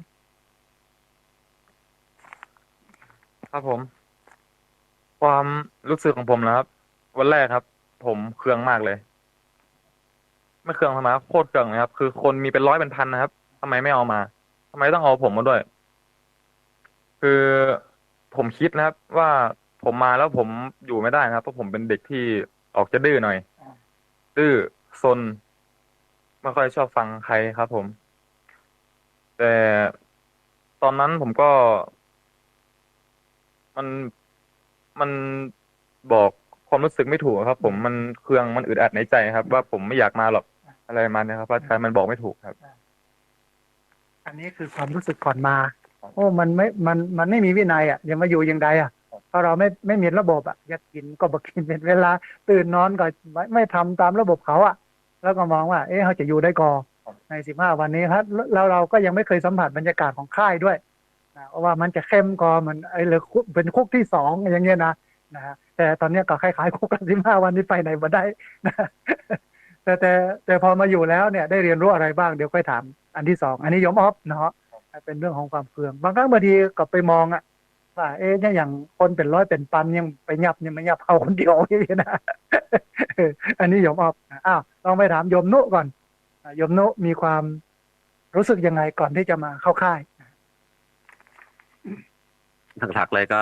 เหมือนกับน้องออฟนะครับ ผมก็เคืองเหมือนกันเคืองผู้ใหญ่บ้านครับ ผมก็ไม่เคยมีประวัตินะครับ กับเรื่องนี้ไม่เคยโดนจับ ไม่เคยติดคุกไม่เคยอะไรผมเพิ่งกลับมาอยู่บ้านสวนป่านี่ได้ไม่ถึง2 ปีนะครับ ผมก็เสพของผมอยู่ในบ้านคนเดียวก็ไม่เคยเกะกะละลานใครก็อยู่บ้านเงียบๆคนเดียวนะครับ ไม่เคยไปมั่วสุมอะไรกับใครเนี่ยทำไมผมถึงมีประวัติ แต่ที่ข้างบ้านผมเนี่ยโชงชางกว่าเปิดตัวมากกว่าเนี่ย แต่กลับไม่เอามา ผมก็แบบอะไรนี่มัน2 มาตรฐานหรือเปล่ามันเป็นเด็กผู้ใหญ่บ้านหรือเปล่าทำไมต้องเหมือนกับ เนี่ย อย่างนี้ก็มีอย่างนี้ครับ ผมก็เลยว่า แต่อยู่ไปอยู่มาผมก็ ตอนแรกผมก็ห่วงครับห่วงครอบครัวด้วยอะไรด้วยครับ เอามาแล้วจะอยู่ยังไง เราก็ขาดรายได้เราต้องหาเงินเลี้ยงครอบครัวนะครับ แต่อยู่ไปอยู่มาก็ปรับเปลี่ยนพฤติกรรมอะไรได้ก็คิดได้ครับอ๋อเขามาอยู่เขาเพราะอย่างนี้อย่างนี้อย่างนี้ครับ ผมก็หลักๆก็จะมีประมาณเนี้ยครับผม อันนี้โยมนุนะบอกว่าเครื่องนะคนก็เป็นร้อยเป็นพันอย่างมาเอาคนเดียวแล้วก็ เราก็ไม่เคยมีประวัติเลยนะไม่ถูกจับไม่เคยติดคุกเลยเซฟของฮาบมอยู่บ้านนะคนเดียวเอง โดยที่ไม่ได้เดือดร้อนใครเลยอย่างมาต้องมายับมาจับเฮาอย่างเงี้ยนะฮะแต่พออยู่ไปแล้วก็เริ่มรู้สึกว่าปรับได้นะหลายคนอาจจะมองนะฮะที่จริงเรื่องเนี้ยมันต้องสแกนหลายเรื่องถ้ามันมีหลายรอบอ่ะถ้าค่ายนี้มันมีหลายรอบอะมันก็จะปรับคนได้เยอะมากพอสมควรแต่ว่าอาตมาเนี่ยไม่แน่ใจว่าท่านปลัดกระทรวงมหาดไทยคือท่านสุทธิพงษ์จุนเจริญเนี่ยเพิ่นจะเกษียณอายุราชการแล้วคนต่อไปจะยังไงรัฐบาลต่อไป ซึ่งวันนี้ตวาเนี่ยกกตนะคณะกรรมการการเลือกตั้งก็ประกาศรับรองสส500 คนเรียบร้อยแล้วตอนนี้ก็จะมีใบรับรองสสหลังจากนั้นก็จะมีการประชุมสภาเพื่อเลือกประธานสภาแล้วก็เลือกนายกรัฐมนตรีแอมบักกี้วันต่อไปทั้งหน้าเนี่ยนะฮะก็บ้านเมืองก็คิดว่าน่าจะเดินหน้าไป แต่ว่าในมิติหนึ่งคือมิติการป้องกันและแก้ไขปัญหายาเสพติดเนี่ยบอกว่ารัฐบาลใหม่นี้ปัญญาอย่างไรอาจจะร้ายแรงหรืออาจจะรุนแรงเหมือนกับสมัยคุณทักษิณชินวัตรหรือไม่เมื่อปี47เนาะอาจจะเป็นอย่างอันก่อหรืออาจจะด้อยกว่าหรืออาจจะเอามาอบรมแบบเนี้ยเข้าค่ายกันแบบนี้หรือไม่นะครับก็ยังไม่ได้ดูนโยบายเพราะว่าเดี๋ยวต้องรอเปิ้ลแถลงที่สภาเมื่อมีนโยบายแล้วก็จะได้แต่ว่าส่วนหนึ่งเนี่ยอาตมาภาพสนิทรู้จักกับทีมของรัฐบาลใหม่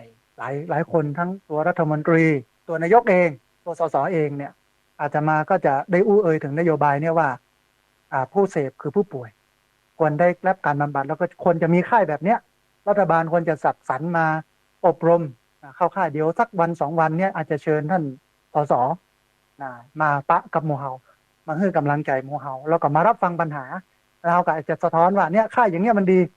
นะฮะคนจะมีเรื่อยๆเดี๋ยวคนข้างบ้านโยมออฟเนี่ยคงจะต้องมารอบ 2เนี่ยรอบ 3เนี่ยที่บอกว่าเป็นเด็กผู้ใหญ่นะต้องมาละ หมู่ที่ทั้งหลายทั้งปวงซึ่งวันนี้มันเยอะอ่ะ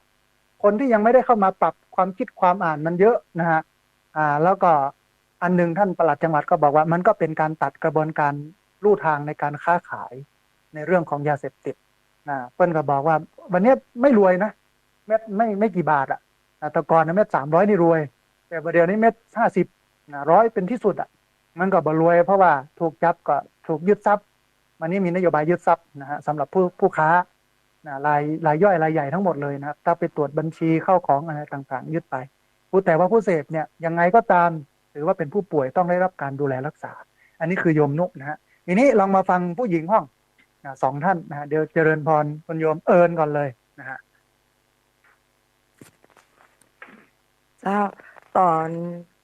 ก่อนที่จะมาเข้าค่ายรู้สึกจะได้ยังครั้งแรกเลยงงเอ้ยรอบนี่มีหรอแล้วอย่างจะยังเอาเฮามาอยู่แล้วรอบแล้วมันก็มันน่าจะเกี่ยวกันห้องกึดจะอีเห็นยางก็ลังเลแล้วก็เราเว้คือกลัวเนาะว่าเฮาอยู่บ้านลูกบ่ายโมงจะอยากไปอยู่ค่ายเป็นลูกกันตี 5ยังแฟนเฮาว่าเนาะลูกตี 5มาฝึกแถวมาออกกำลังกายนั่นล่ะแล้วเฮาจะลุกได้เฮาก็ถามแฟนเนาะก็บอกแรกๆมันอาจจะบ่ไหวแต่สักผ่านไปสัก4-5 วันก็น้องก็น่าจะลุกมันก็บอกก็ลังเลจะห่มไปก็ได้การรอบนี้ก็ถึงบอกกับแฟนนะเพราะว่ามันก็บ่เกี่ยวกันรอบแรกกับรอบนี้แฟนน้องก็บอกว่าถ้าห่มไปเลือกเอาระหว่างไปเข้าค่ายกับอยู่คอกน้องจะเอาหยังแถมยังก็ห่วงลูกเฮาไปพุ่นแล้วลูกเฮาลูกเพราะว่าอยู่บ้านถึงบ่ได้อยู่กับลูกแต่ว่าเฮายังไปหาลูกได้เพราะลูกอยู่ใกล้เนาะถามว่าโคตรก็มันก็โคตรนะแต่ก็บ่ได้ถึงกับแบบโคตรเพิ่นขนาดนั้นคือแค่บ่เข้าใจว่า ไม่ต้องเป็นเรา แม่นนี่ต้องเป็นเฮาอีหยังต้องรอบแรกกับรอบนี้มันน่าจะเกี่ยวกัน ก็ยังคิดจนถึงวันสุดท้ายนะว่าจะมาแต่ก็ยังมีแฟนที่คอยแม่นเป้ามาก็แฟนรุ่นแรก ยาแฟนรุ่นแรกแฟนมาอยู่นี่จากอยู่บ้านอะน้ำหนักบ่ขึ้นนะมาอยู่นี่กลับไป15 วันน้ำหนักขึ้น10 โลจ้ะมันก็เลยหิมยังนำกินข้าวไข่เหือเฮามา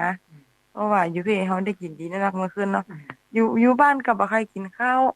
ไปอยู่พุ่นไปได้กินเหี่ยพ้องไอ้แน่อยู่บ้านนี่จะถามซื้อหยังก็บ่กินซื้อหยังมาก็เหี่ยเนี่ยจ้ะบ่มีวินัยตัวเองเห็นยางตื่นมาตั้งแต่บ่ายโมงตื่นมาเสร็จแฟนยังหากับข้าวคือนะที่นอนห่มจีภาพลุกก็ลุกไปเลยไอ้เนี่ยแต่มาอยู่นี่แจ้งเลยครับที่นอนอย่างเงี้ยฝึกวินัยมีระเบียบเจ้านี่คือความรู้สึกก่อนมาอันแรกคืองงเลยมันเหมือนน่าจะเกี่ยวกันนะรอบแรกเจอแล้วรอบที่ 2ไม่เจอเนี่ยแล้วยังเอาเฮามาอยู่เนาะแล้วก็กังวลว่าจะเป็นยังไงแต่ว่ามีพี่เลี้ยงดี แฟนเพิ่นเคยมาอยู่แล้วเพิ่นได้สัมผัสว่ามันดีจริงนะมันดีแต่เปิดตัวเพิ่นเองก็เปลี่ยนไปหลายอย่างปรับปรุงเรื่องวินัยเรื่องอะไรอย่างต่างๆปกติอยู่บ้านก็จะตื่นสายอย่างเงี้ยเข้าบอกเคยกินอย่างเงี้ยคือระบบมันคนเสพส่วนใหญ่จะเป็นวงจรแบบนี้แต่ถ้าคนที่เปิ้นบ่เสพเปิ้นก็จะตื่นเจ้ามีเวลาเยอะในการทำงานในการทำอาชีพในการหารายได้นะฮะแล้วก็กังวลหลายเรื่องจะมาอยู่ยังได้อย่างเงี้ยแต่ตอนนี้ก็เริ่มดีขึ้นเยอะแล้วนะฮะท่านสุดท้ายลองมาถามโยมอ้อมก่อนว่าก่อนที่จะมาเนี่ยมีความรู้สึกอย่างไรนะเจริญพร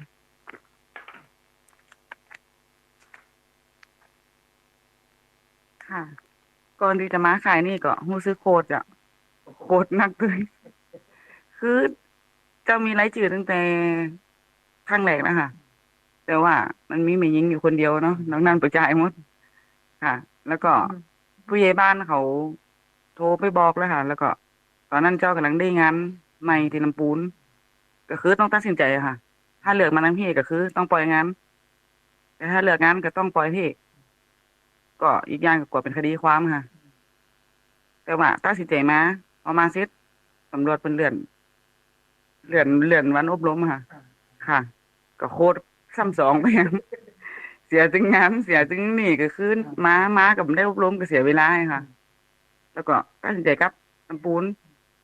เสร็จก็คือไปสมัครงานใหม่ก็กำลังได้งานเห็นจะได้เริ่มทำมานั่นค่ะผู้ใหญ่บ้านก็โทรไปเห็น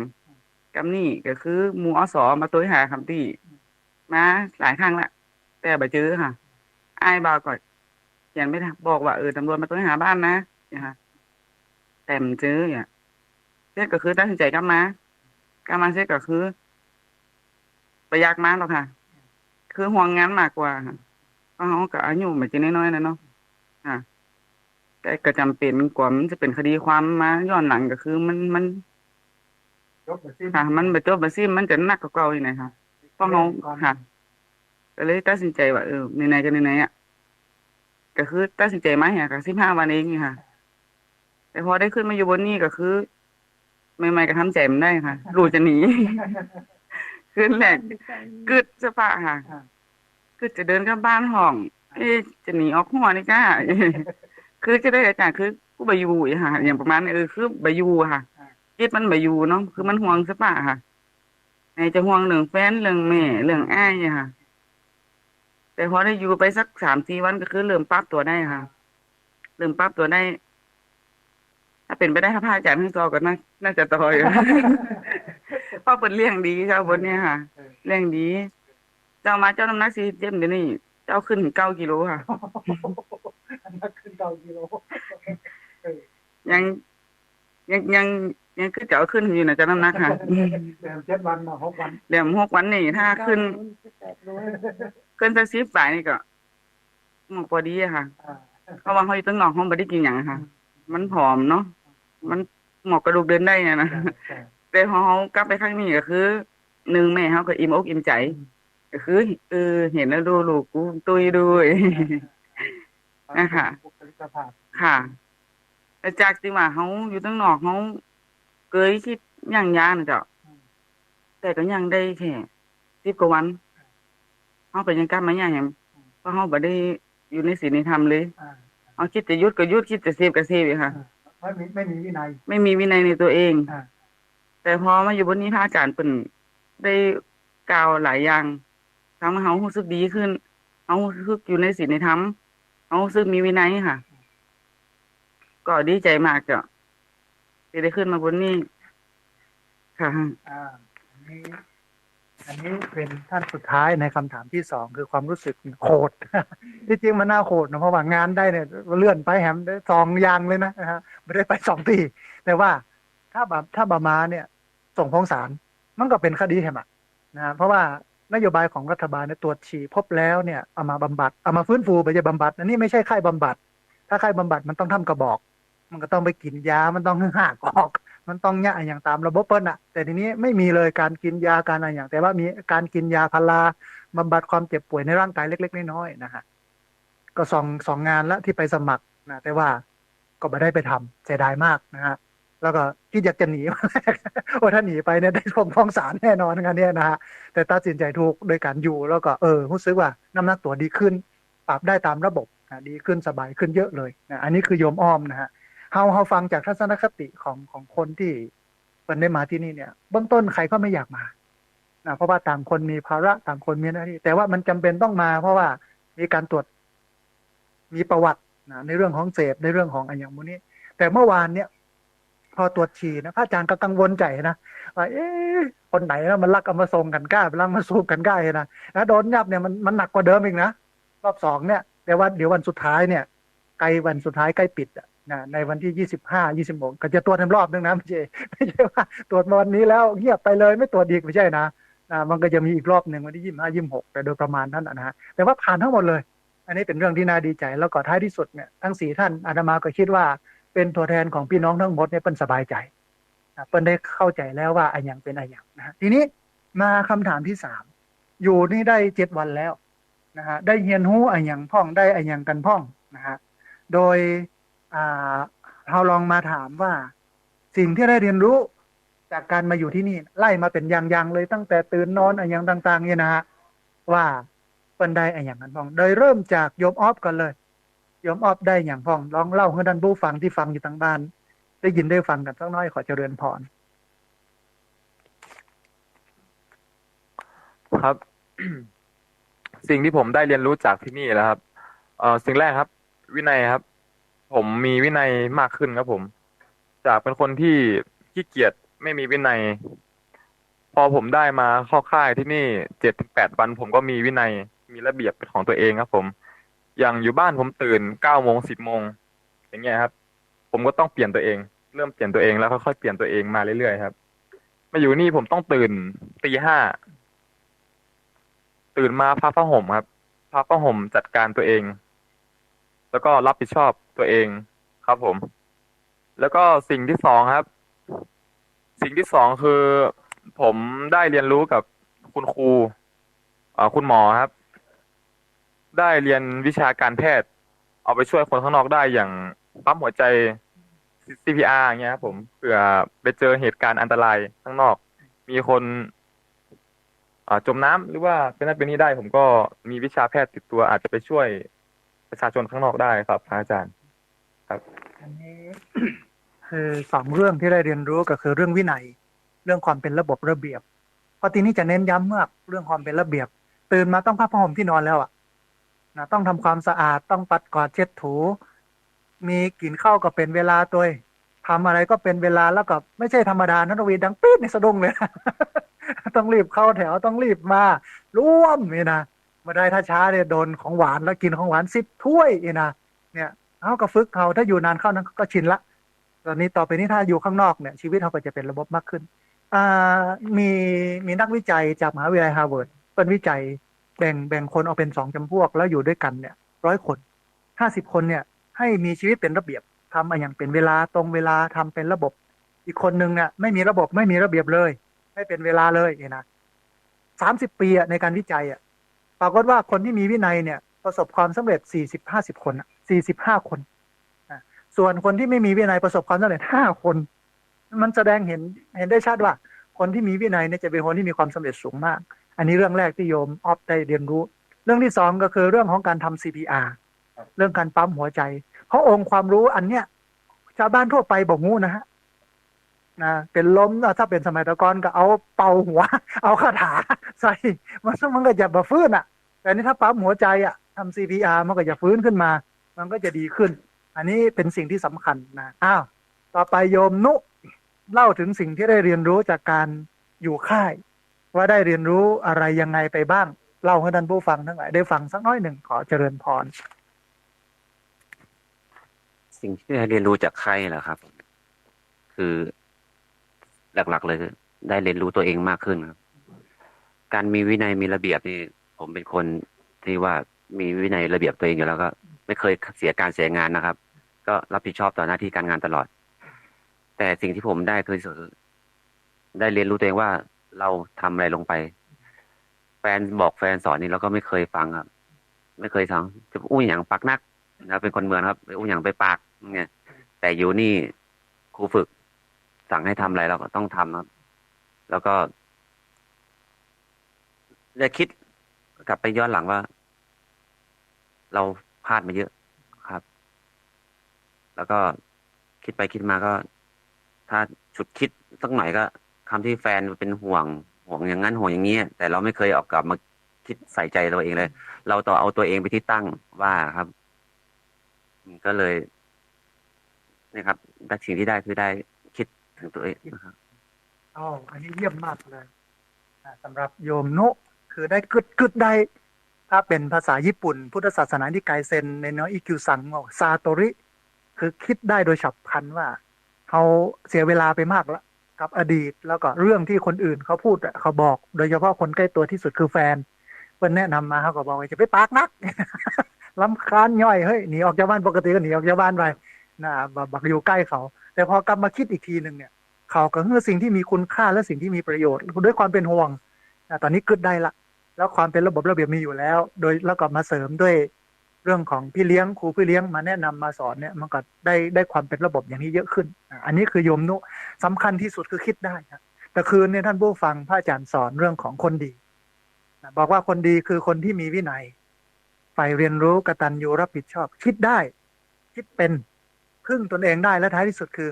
เป็นที่พึ่งของคนอื่นหนึ่งวันเนี่ยหลายคนเนี่ยจะต้องเปิ่งป่อเปิ่งแม่เปิ่งหลายคนหลายอย่างแล้วไม่เป็นที่พึ่งให้ใครได้เลยสามารถจะเป็นรักคือใครได้เลยแต่วันเนี้ยมันจะต้องคิดได้คิดเป็นพึ่งตนเองได้แล้วก็ท้ายที่สุดเป็นที่พึ่งของคนอื่นทีนี้ลองมาฟังไม่ยิงห้องว่าความรู้ที่เปิ้นได้รับจากการเข้าค่ายอบรมเนี่ยเปิ้นได้อย่างห้องโดยเริ่มจากโยมเอิญก่อนเลยเล่าให้ท่านผู้ฟังได้ฟังกันสักน้อยหนึ่งขอเจริญพร เจ้าความรู้หลักๆแหลกๆเลยเนาะก็คือการตื่นนอนนึงบอกว่า ตอนอยู่บ้านน้องตื่นตอนบ่ายโมงอย่างบ้านนี่คือตื่นนะแต่มันอยู่นี่ตี 5เกิงอันเนี้ยคือหลักๆเลยคือตื่นนอนตื่นเจ้าละได้หลักๆเลยแม่นแล้วก็ตื่นมามันเจ้าเฮาฮู้แล้วว่าตื่นเจ้าเนี่ยเฮามาสู่บรรยากาศที่ดีเนาะเพราะมันก็จะมีความชดสดชื่นแต่ว่าตอนบ่ายเฮาตื่นมันยังงัวเงียมันตึงอ่อนตึงเพลียนะว่าถึงอายุบ้านน่ะ อิ่มไม่เต็มแม่นแล้วก็สองความเป็นระเบียบตื่นนอนมาผ้าห่มล่ะแล้วก็การที่เฮามาอยู่นี่เฮาอย่างเป็นเวลาเนาะมันก็จะมีความเป็นมีวินัยเจ้าแล้วก็พี่ทหารเพิ่นฝึกระเบียบแถวตรงเนี้ยเฮาก็ได้ทั้งระเบียบวินัยการเป็นระบบระเบียบเนาะแล้วก็ไอเฮาตอนเฮาเข้าค่ายอะจะมีอบรมมันก็เฮาจะได้ความรู้หนึ่งก็คือการประกอบอาชีพเนาะที่ได้นะจ๊ะเนาะอย่างเฮาจะรู้บาปบุญคุณโทษที่พระอาจารย์สอนอย่างน้องเนี่ยอย่างบ่เคยคิดถึงแม่นะเดี๋ยวนี้มานั่งคิดมานั่งย้อนละเอ๊ะหามาอยู่ในเหมาะพี่แม่หาอยู่ปุ่นแม่จะอยู่จะได้เริ่มคิดละคิดว่าออกขายไม่ต้องไปหาแม่อย่างเงี้ยไปพอเพิ่นพ้องไปหาเพิ่นยังไงก็ไปหาเพิ่นสักน้อยนี่แหละสองก็มาคิดว่า ลูกอะมาหันสิ่งที่น้องเนี่ยที่ผ่านๆมาบ่อยากให้หันถึงบอกเนาะจากนั้นน่ะก็คือออกไปห่มยาละสามนี่คือเรื่องอาชีพในหลักๆที่น้องสนใจสินะเพราะน้องอยากเปิดร้านขายไก่ทอดก็คือถึงอุกับอาจารย์ว่าอยากเปิดร้านขายไก่ทอดอีเนี่ยเรื่องอาชีพแล้วการไปโรงพยาบาลอย่างที่น้องออกบอกเนาะอย่างน้อยค่ะเฮาพ่อแม่เฮาเป็นหยังไปอะเฮาก็สามารถดูแลเพิ่นได้ยังช่วยเหลือเบื้องต้นเพิ่นได้นะจ๊ะ อันนี้คือโยมเอิญได้อันดับแรกคือได้การตื่นนอนเลย ปกติอยู่บ้านเนี่ยตื่นบ่ายโมงแต่ว่าแปลกมากว่ามาเนี่ยตื่นเช้าแล้วไม่เพลีย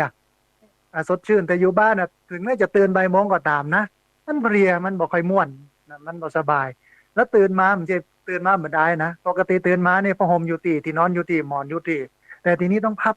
ตื่นมาต้องพับผ้าห่มพับที่นอนแล้วก็ความสะอาดสะอ้านยิ่งคนเยอะต้องดูแล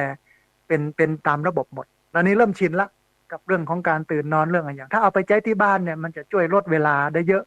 มันจะสามารถที่จะพัฒนาตัวเองได้ไปไกลมากกว่าเดิมที่สุดเลย เรื่องที่สองคือเรื่องอาชีพนะว่ามันเกิดความสนใจในอาชีพต่อไปนี่ถ้าสมมุติว่ามีรุ่นที่สามมันก็จะมีบะมีในตั้งหน้าเนี่ยนะฮะถ้าเป็นผู้หญิงมาเนี่ยจะต้องสอนเรื่องทำขนมเรื่องทำอาหารเปิ้ลได้ไปฝึกตรงนั้นนะเพราะว่าเปิ้ลจะได้เรียนรู้เรื่องนี้แล้วที่สำคัญที่สุดเรื่องความกตัญญูและบาปบุญคุณโทษที่ทุกวันตอนเย็นเนี่ยเขาจะทำวัดสวดมนต์นั่งสมาธิแล้วก็พระอาจารย์เป็นโอวาทแนะนำหลายเรื่องนะทักษะชีวิตธรรมะหลายข้อก็ได้กึดได้นะฮะได้กึดได้อันนี้คือเรื่องที่ได้ของโยมเอิญนะทีนี้ท่านสุดท้ายนะฮะโยมอ้อมได้อะไรบ้างนะจากการได้มาเข้าค่ายที่นี้ได้เรียนรู้อะไรบ้างขอเจริญพร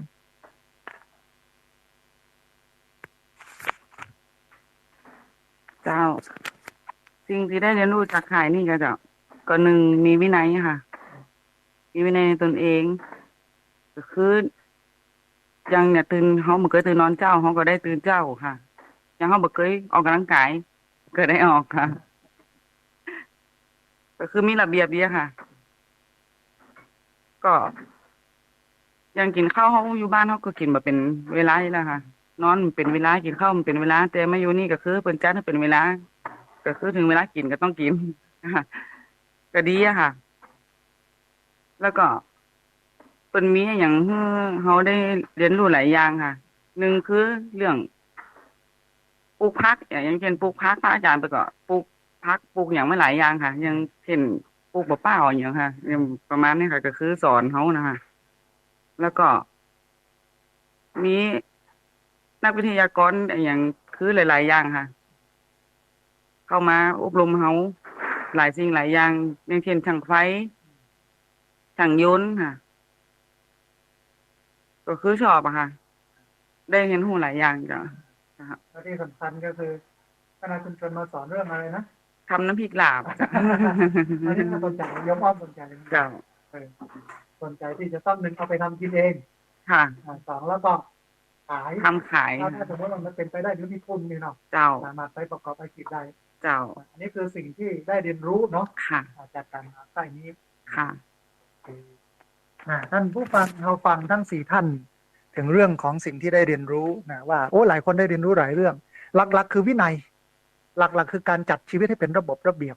ถ้าอาจารย์จำได้ว่ามีนายทหารเรือสหรัฐอเมริกามันบอกว่า คนที่จะประสบความสำเร็จตื่นมาต้องพับผ้าห่มที่นอน เวลาไปทำงานข้างนอกมันเหนื่อยมันล้ากลับมาผ้าห่มที่นอนมันเรียบร้อยมันนอนสบายมันได้พักเหมือนเฮาชนะนะแต่พอถ้ากลับมาแล้วผ้าห่มยับยุยี่แบบเป็นตีเป็นตางเนี่ยมันอ่อนใจมันไม่มีพลังจะเดินต่อ อันนี้คือหลักจิตวิทยาของฝรั่งมันทำอย่างนั้น คือตื่นมาต้องพับผ้าห่มให้เรียบร้อยไปทำงานข้างนอกรับรองว่าทำงานเนี่ยมันเหนื่อยแน่นอนไม่ใช่เหนื่อยกับงานนะเหนื่อยกับคน เหนื่อยกับเจ้านายเหนื่อยกับเพื่อนร่วมงานเหนื่อยกับลูกน้อง แต่เฮากลับมาบ้านเฮาพับห่มที่นอนเรียบร้อยแล้วเนี่ยเฮามานอนพักแล้วมันจะสบายมาก อันนี้คือเรื่องวินัยเรื่องการตื่นนอนเรื่องการกินเป็นเวลาแล้วก็เรื่องอาชีพที่เป็นมาสอนโดยเฉพาะยมอ้อมเนี่ยสนใจเรื่องของน้ำพริกลาบนะเพราะว่าตั้งเหนือเขาเนี่ยกินลาบกินซ่านักนะฮะเพราะนั้นถ้าทำนะมีอาชีพมีรายได้เนี่ยมันก็จะสามารถเป็นเงินเป็นทองได้นะแอมอันหนึ่งคือสิ่งที่ประทับใจทั้ง4ท่านเป็นตัวแทนของคนที่มาอบรมทั้ง50กว่าท่าน51ท่านประทับใจอะไรบ้างนะได้ประทับใจคือสิ่งที่มันตราตึงใจมาอู้ถึงค่ายนี่อุ้ยมันเหมาะอย่างนั้นอย่างนี้ที่ท่านประทับใจเรื่องนั้นเรื่องนี้นะโดยเริ่มจากโยมออฟก่อนเลยนะโยมออฟประทับใจเรื่องอะไรบ้างเล่าให้ท่านผู้ฟังทั้งหลายได้ฟังสักน้อยหนึ่งขอเจริญพร ครับ สิ่งที่ประทับใจของผมนะครับ คือประทับใจคุณครูก่อนครับ ซึ่งคุณครูนี่สอนดีมากครับ คุณครูสอนดีมากแล้วก็ให้ข้อคิดที่ดีครับผม คือเมื่อก่อนผมเป็นคนที่ไม่มีเป้าหมายชีวิต แต่พอผมได้เข้ามาอบรมที่นี่นะครับ ผมคิดได้ คิดดี แล้วผมก็ตั้งเป้าหมายชีวิตตัวเองว่าผมกลับไปผมจะทำอะไรดีครับผมแล้วก็มีอีกคำหนึ่งที่พระอาจารย์ได้บอกครับ แล้วผมก็จำมาตลอดครับผมที่พระอาจารย์บอกว่าล้มแล้วลุกขึ้นมาต้องต่อสู้ ให้มันรู้ว่าจะแพ้อีกแค่ไหน ล้มแล้วลุกขึ้นมาด้วยหัวใจ เริ่มต้นใหม่ต่อไปอย่าได้กลัว ซึ่งผมเอาเก็บไว้ในใจเลยครับ จะไม่ลืมคำนี้ครับอาจารย์ ซึ่งผมตั้งใจมากครับ โอ้เยี่ยมมาก อันนี้คือสิ่งที่ประทับใจกระบวนการในการอบรม ประทับใจในคำสอนของครูบาอาจารย์ โดยเฉพาะครูฝึกทหารวันนี้เรามีทหารจากค่ายฝึกรบพิเศษประตูผาทหารหมวกแดงนะทหารรบพิเศษ พวกนี้เนี่ยผ่านเสือคาบดาบมาทั้งหมดนะฮะน้องหน่วยซิลพวกนี้นะจบมาเป็นนาย10จบใหม่มา5นาย แล้วก็มีตำรวจ1นาย แล้วก็มีอสอยู่ประมาณ2นาย ถ้าจะหนีก็หนีได้นะ วันนี้ใครจะไปตามคุบทีหลัง แล้วก็ส่งฟ้องศาลทันทีนะแต่ไม่มีใครหนีเลยนะฮะอยู่แบบมีความสุขแล้วก็ได้เรียนรู้กัน อันนี้คือสิ่งที่โยมอ้อเปิ่นประทับใจ โดยเฉพาะคำกลอนมันบอกว่าล้มแล้วลุกขึ้นมาต้องต่อสู้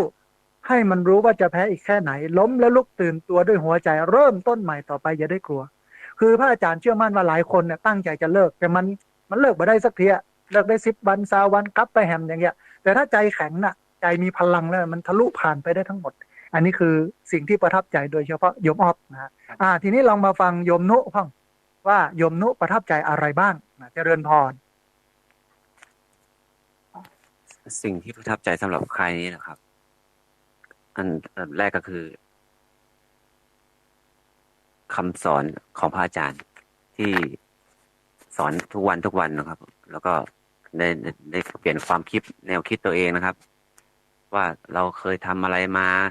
ถูกต้องสิ่งไม่ถูกต้องสิ่งอะไรที่แบบไม่ถูกไม่ต้องนะครับ หลักๆเลยก็ค่ายนี้เป็นค่ายที่ดีครับ ที่มีโครงการอย่างนี้ขึ้นมา รัฐบาลท่านปลัดกระทรวงก็เล็งเห็นถึงสิ่งที่พวกเราทำมา ก็อยากให้มีโครงการอย่างนี้เกิดขึ้นมาอีกนะครับ ถ้าไม่มีโครงการนี้พวกผมก็คงจะได้ไปสู่กระบวนการตามกฎหมายอย่างที่นี่มาแล้วก็สิ่งที่ประทับใจที่สุดคือท่านนายอำเภอ ท่านปลัดจังหวัด ท่านปลัดอำเภอ แม้แต่ว่าผู้ว่าราชการจังหวัดก็จะมาเยี่ยมหาพวกเราทั้งที่ว่าคนปกตินี่ไม่สามารถได้เจอได้ท่านได้นะครับผมนี่สิ่งที่ประทับใจมากที่สุดครับ ประทับใจว่าก็ค่ายเนี้ยเป็นค่ายที่ดี และที่สำคัญที่สุดคือประทับใจในความห่วงใยของภาคส่วนต่างๆโดยเฉพาะหัวหน้าส่วนราชการตั้งแต่จังหวัดผู้ว่ามาเลยปลัดจังหวัดมา2 รอบในอำเภอเนี่ยมาหลายรอบมากท่านมีเวลาท่านมาปลัดอำเภอเนี่ยมาอยู่ประจำเลยนะท่านปลัดสุรพลปลัดอำเภอแม่เมาะเนี่ยมาเฝ้าอยู่เลย ตั้งแต่เช้ายันเย็นอ่ะถึงจะกลับแล้วก็เอาอสมาเปลี่ยนตลอดนะฮะนี่คือคนทั้งหลายให้ความสำคัญและให้ความห่วงใยหมู่เฮาทั้งหลายนะฮะว่าอ่าทุกท่านมีความสำคัญในการจะปรับเปลี่ยนพฤติกรรมแล้วก็ประทับใจในคำสอนของพระอาจารย์ที่สอนตอนเย็นทุกวันนะถึงเรื่องของการมีกำลังใจถึงเรื่องความคิดทัศนคติต่างๆทีนี้ มาผู้หญิงพ่องเริ่มต้นจากโยมเอิญเลยว่าประทับใจอะไรบ้างจากการมาอยู่ค่ายนี้นะขอเจริญพร ครั้งแรกที่ว่าประทับใจเลยแต่ก็คือเรื่องแรกเลยที่ประทับใจก็คือแม่ครัวเจ้า ประทับใจแม่ครู เจ้า เออ 1แม่ครัวเนี่ยกับข้าวล้ เออ ำ2แม่ครัวอู้ม่วนเจ้าแล้วแกจะคอยถามมาตลอดว่าแมลงเนี่ยวันผูกเนี่ยขาบหน้าเนี่ยจะกินอะไรหยังเนี่ยเปิ่นจะเป็นกันเองมากยังไม่กุ้งไปจะว่าอีแห้งกินนักๆเนี่ยแล้วทีหนึงน้องเติมข้าวอ่ะถามพี่นุเลยเด้อว่าพี่นุเป็นไอ้ลูกน้องสีน้องๆเราเป็นประธานแกเนาะ เออ น้องเติมข้าวทีหนึ่ง3 จานนะ จากมาน้ำหนัก43อ่ะ ตอนนี้น้ำหนักอยู่49น้ำหนักขึ้นมา6 โล เออ นี่มึงวินว่ามึงแดกหรือมึงกินเนี่ย เออ เอากระเพาะไหนมาใส่มีแต่คนมามีแต่คนแซว อ่า เจ้าแล้วก็อย่างที่2ก็คือครูคุณครูแล้วก็ครูทหารครูมืดเนาะเปิ่นจะคอยกำกับคอยดูแลทางหูน้องเป็นระบบจะทำพึ่งหักกันมากขึ้นด้วย อืม แม่นเวลามีความผิดอย่างลงโทษกันหมดข้างแรกๆอ่ะเล็กแรกๆมาอาจจะมีเสียงเดียวแตกต่างกันคือคนหนึงโคตรแบบขี้เงียจอย่างบ้าอย่างเงี้ยแต่พอตะคืนที่โดนลงโทษอ่ะเงียบคลิปลงโทษมาเสร็จมันเป็นหยังเฮาเอามาเห็น6 วันได้มีเดี๋ยวนี้เหลืองเพิ่งกำลังใจกันนะเจ้า3ก็คือพระอาจารย์เนาะเพราะว่าทำให้น้องฮู้คิดหลายอย่างเลยยังที่น้องว่าเรื่องบาปบุญคุณโทษยังเรื่องแม่เรื่องลูกตรงเนี้ยจากที่บ่เคยคิดถึงเปิ้นเลยเฮายังกลับมองย้อนกลับไปนะว่าเปิ้นอิดกอที่เปิ้นต้องไปเดี๋ยวเดินเรื่องให้เฮาตอนเฮาติดคุกเวลามีปัญหาหยังเปิ้นก็บ่เคยละเฮาไว้นะ2ลูกก็น้อยเนาะเจ้า อันนี้คือสิ่งประทับใจของโยมเอิญ3 เรื่อง เรื่องแรกก็คือเรื่องกับข้าวก็เลยนะ เนี่ยน้ำหนักขึ้นหมดเลยทุกคนอะบางคนนี่10 กิโลอ่ะบางคน8 กิโล5 กิโล6 กิโล3-4 กิโลนี่คือของกินล้ำเพิ่นดูแลดีค่ายอื่นบ่เป็นอย่างนี้นะฮะค่ายอื่นนี่ลำบากของกินบ่ค่อยได้สมบูรณ์นะฮะเพราะว่างบประมาณที่รัฐบาลขึ้นมามันน้อยมาก ในการจัดสรรแต่ว่าที่นี่เนี่ยดูแลโดยการเอาเงินวัดเข้าไปสมทบดูแลเต็มที่ เพราะว่าเปิ้นมาแล้วให้เปิ้นมีความสุข อันนี้เรื่องแรกเลยประทับใจเรื่องของการกินเรื่องของแม่ครัวดูแลใส่ใจดี เรื่องที่2ประทับใจเรื่องระบบระเบียบเรื่องของกฎของค่ายของการดูแลเอาใจใส่ของครูพี่เลี้ยงครูมืดนะแล้วก็ซึ่งเป็นตำรวจนะฮะแล้วก็ทหาร5 นาย ในการลงโทษเนี่ยเปิ้ลไม่ได้ว่าลงโทษคนเดียวถ้าเวลาทำผิดนะเปิ้ลลงโทษเป็นโมก็เริ่มมีความสามัคคีใหม่ๆเนี่ยมันวุ่นวายอยู่แต่พอมาอยู่ตอนนี้แล้วเริ่มยอมรับแล้วก็เริ่มปรับกระบวนการแล้วประทับใจสุดท้ายก็คือคำสอนที่สอนทำให้เรื่องของบาปบุญคุณโทษ อะไรควรทำอะไรไม่ควรทำอะไรควรทำก่อนอะไรควรทำหลังอันนี้คือสิ่งที่โยมเอิญได้เรียนรู้ทีนี้มาถึงโยมอ้อมพ่อได้เรียนรู้อะไรบ้างสิ่งที่ประทับใจขออภัยประทับใจสิ่งไหนบ้างขอเจริญพร เจ้าประทับใจตั้งครูฝึกค่ะครูทหารกับครูมืดค่ะ ก็คือฝึกระเบียบวินัยเขายังดียังเข้มงวดเลยค่ะ แล้วก็2ก็คือท่านอาจารย์ค่ะ ก็ได้นำเขาสวดมนต์พาเขาสวดมนต์นั่งสมาธิฝึกสมาธิค่ะให้เขามีจิตใจที่เข้มแข็งขึ้นค่ะ ตามแม่ครัวคนงามของเขาค่ะ สั่งได้ดังใจจ้ะมันจัดตามคำขอค่ะอยากกินตำส้มมันก็ตำเฮ้อค่ะได้กินไก่กับย่างให้ทุกอย่างค่ะ ตามใจเฮาเนาะแต่ที่ยังเฮาไปอยู่ที่อื่นก็คือใครกินก็นึกเอาอย่างนั้น เลขนี่3ภาพเต็ม เออ เลย เบรกก็คือจัดเต็มค่ะ อย่างวันนี้ก็ เห็นครูมือบอกว่าจะให้ยากล้วยบทีมาเฮือค่ะ เติมน้ำหนักไปแหมเนาะ เอ้ยจุงอยากกินแต่ว่านี่แม่นบ่ จ้ะกล้วยไปเป็นเครือแล้วจ้ะ อ่า ก็ประทับใจทั้งคนที่มาอบรมเฮาค่ะท่านอำเภอที่มาเยี่ยมเยียนเฮาท่านปลัดค่ะก็ประมาณเนี้ยค่ะ อันนี้คือสิ่งที่ประทับใจก็คือเรื่องอาหารเรื่องของการกินได้เต็มที่เลยนะฮะตามระบบตามระเบียบ แล้วก็มีเบรกเพื่อตัวอย่างตัวน้ำหนักขึ้นเยอะมากนี่เนาะนะฮะอันนี้คือสิ่งที่ประทับใจ แล้วก็ประทับใจครูทหารครูตำรวจที่มาคอยดูแลเรื่องวินัยเรื่องระบบระเบียบต่างๆเพื่อเราเป็นไปได้ด้วยดี แล้วก็ประทับใจคำสอนของธรรมะที่พระอาจารย์สอนทุกเย็น อันนี้คือสิ่งที่ประทับใจ ก่อนที่จะฝากอย่างท่านผู้ฟังเนี่ยขณะนี้ท่านผู้ฟังกำลังติดตามรับฟังรายการธรรมาภิวัตน์อันเป็นรายการวิทยุเพื่อการเผยแผ่พระพุทธศาสนาส่งเสริมการศึกษาและพัฒนาสังคม รายการนี้รับผิดชอบโดยอาตมาภาพพระสาธิตธีระปัญโยผู้อำนวยการสถาบันธรรมาภิวัตน์สถาบันเพื่อเผยแผ่พระพุทธศาสนา ส่งเสริมการศึกษาและพัฒนาสังคม ตั้งอยู่ณที่พักสงฆ์สถาบันธรรมาภิวัตน์บ้านศพเตินตำบลศพปาดอำเภอแม่เมาะจังหวัดลำปางรายการนี้ออกอากาศทุกวันอังคารตั้งแต่เวลา5 ไปจนถึง7 โมงเช้าผ่านทางเครือข่ายสถานีวิทยุคลื่นสีขาวเพื่อชาวประชาหลายคลื่นหลายสถานีหลายจังหวัดออกอากาศผ่านทาง Facebook ไลฟ์ซึ่งเป็นไลฟ์สดของทั้งวัดฝ่ายหินโดยท่านอาจารย์พระครูสมวิศวัตรวรกิจโจแล้วก็ของทางพระอาจารย์พระครูอภิวัฒนวิกรมและบันทึกเทปเอาไปออกอากาศผ่านทางสถานีวิทยุเพื่อการศึกษาและพัฒนาอาชีพRadio Network FM 99.50 เมกะเฮิรตซ์ของวิทยาลัยเทคนิคกฟผแม่เมาะแล้วท้ายที่สุดเอาไปลงในเพจของสถาบันธรรมาภิวัตน์ท่านใดอยากจะฟังย้อนหลังสามารถเข้าไปกดไลค์ที่เพจของสถาบันธรรมาภิวัตน์แล้วก็เอาไปฟังธรรมะซึ่งอยู่ในหมวดของวิดีโอนะฮะท่านผู้ฟังตอนนี้ได้เวลาเปิดสายเมื่อท่านผู้ฟังที่ฟังอยู่ทางบ้านได้โทรเข้ามาร่วมร่วมเอ่ยกันโทรเข้ามาให้กำลังใจกันโทรเข้ามาเช็คสัญญาณว่าชัดบ่ชัดอย่างไรฟังที่ไหนตั้งใดอย่างใดโทรเข้ามาท่านผู้ฟังแล้วก็ในท้ายของรายการใกล้จะจบรายการก็จะให้ทั้ง4ท่านเนี้ยฝากอะไรอย่างไว้ให้กับท่านผู้ฟังเรียนเชิญเจริญพรโทรเข้ามาที่เบอร์064 125 4122เบอร์064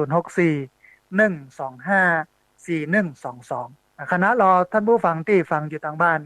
จะโทรเข้ามาร่วมร่วมเอ่ยกันโทรเข้ามาร่วมแสดงความเห็นกันที่เบอร์064 125 4122เนี่ยก็บอกกล่าวข่าวบุญนะท่านผู้ฟังเนอะท่านใดจะร่วมบุญซื้อที่ดินถวายไว้ในพระพุทธศาสนาสามารถมาร่วมทำบุญได้นะที่ธนาคารกรุงไทยสาขาประตูใจที่พักสงฆ์สถาบันธรรมาภิวัตน์หมายเลขบัญชี5360755318พอดีมีสายเข้ามาสายหนึ่งเดี๋ยวฮับสายนี้ก่อนเปิ้นจะว่าจะได้พ่องเจริญพรจ้าไว้จ้าจ้าสาธุโยมแม่ฟังจากทางใดอ๋อสาธุพี่น้องดอยสะเก็ดจังหวัดเชียงใหม่สัญญาณชัดเจนดีเนาะจ้าชัดเจนดี สาธุวันนี้โทรเข้ามาให้กำลังใจกันเนาะแม่เนาะจ้าฟังคนอบรมก็ได้ของหัวเนี่ยกันนะเนาะโอ้สาธุนะวันนี้อยู่ตัวละคนอบรมเป็นอยู่สบายตัวละนะจ้าเอาโทรมาให้กำลังใจเพิ่นตัวเนาะแม่เนาะเรากำลังใจเพิ่นด้วยเนาะเอาสาธุไปตลอดเนาะโอ้สาธุอนุโมทนาบุญกับโยมแม่ดอยสะเก็ดเทพเสด็จจังหวัดเชียงใหม่เนาะแม่เนาะนะจ้าสาธุสายแรกด้วยเนาะสาธุเจริญพรนะโทรเข้ามาให้กำลังใจกันสายแรกจากเทพเสด็จดอยสะเก็ดจังหวัดเชียงใหม่เวลาเหลือแฮมประมาณสัก30-40 นาทีเนอะท่านผู้ฟังเนอะโทรเข้ามาที่เบอร์064-125-4122เบอร์064-125-4122พอดีมีสายเข้ามาสายหนึ่งเดี๋ยวฮับสายนี้ก่อนก็จะว่าจะได้พ่องเจริญพรอ้าวสาธุแม่สายทองบ้านห้วยการบ้านห้องละปูนเนาะสัญญาณชัดเนาะแม่เนาะ เอาสาธุวันนี้โทรเข้ามาให้กำลังใจเนาะ ให้กำลังใจตัวธรรมะก็โอ้เจอในความคิดหลายอย่างนะเจ้าเอาสาธุจะได้ไปลืมติดตามรับฟังกันต่อไปเนอะแม่เนอะ เจ้าตุกตาตุกมันละเจ้า สาธุเจริญพรเจริญพร สาธุคุณแม่สายทองจากบ้านห้วยการบ้านโฮงละปูนจังหวัดละปูนเรียนเชิญเจริญพรนะท่านผู้ฟังเนอะที่เบอร์0641254122เบอร์0641254122มีสายเข้ามาสายหนึ่งเดี๋ยวฮับสายนี้ก่อนเปิ้นจะว่าจะได้พ่อง เจริญพร เจ้าสาธุเจ้า สาธุโยมแม่แนะนำตัวน้อย แม่น้องเวียงหนองล่องเจ้า อ๋อแม่น้อมเวียงหนองล่องละปูนเนาะแม่เนาะ เจ้า สัญญาณ เสียงกันเย็นว่าแต่เพื่อนเพื่อนเอาไปซื้อจ่ายอ่ะ เข้าค่ายอบรมเนาะแม่เนาะ50 คนนะแม่นะวันนี้อยู่ตัวแล้วดีขึ้นเยอะเลยโยมแม่ให้กำลังใจเปิ้นเนาะแม่เนาะ เจ้ากำลังใจเด้อ เอาสาธุอนุโมทนาบุญโยมแม่เนอะสาธุ เจ้าสาธุเจ้า เจริญพ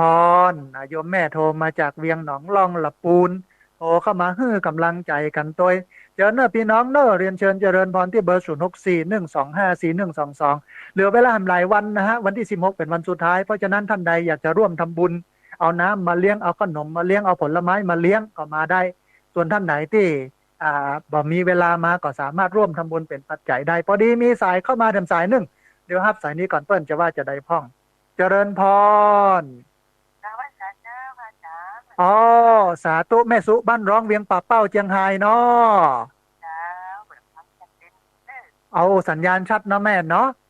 เจ้าไปให้กำลังใจเด้อ เอาสาธุได้กำลังใจจัดหนักอนุโมทนาบุญกับโยมแม่สุบ้านร้องเวียงป่าเป้าเจียงไฮ้เนาะ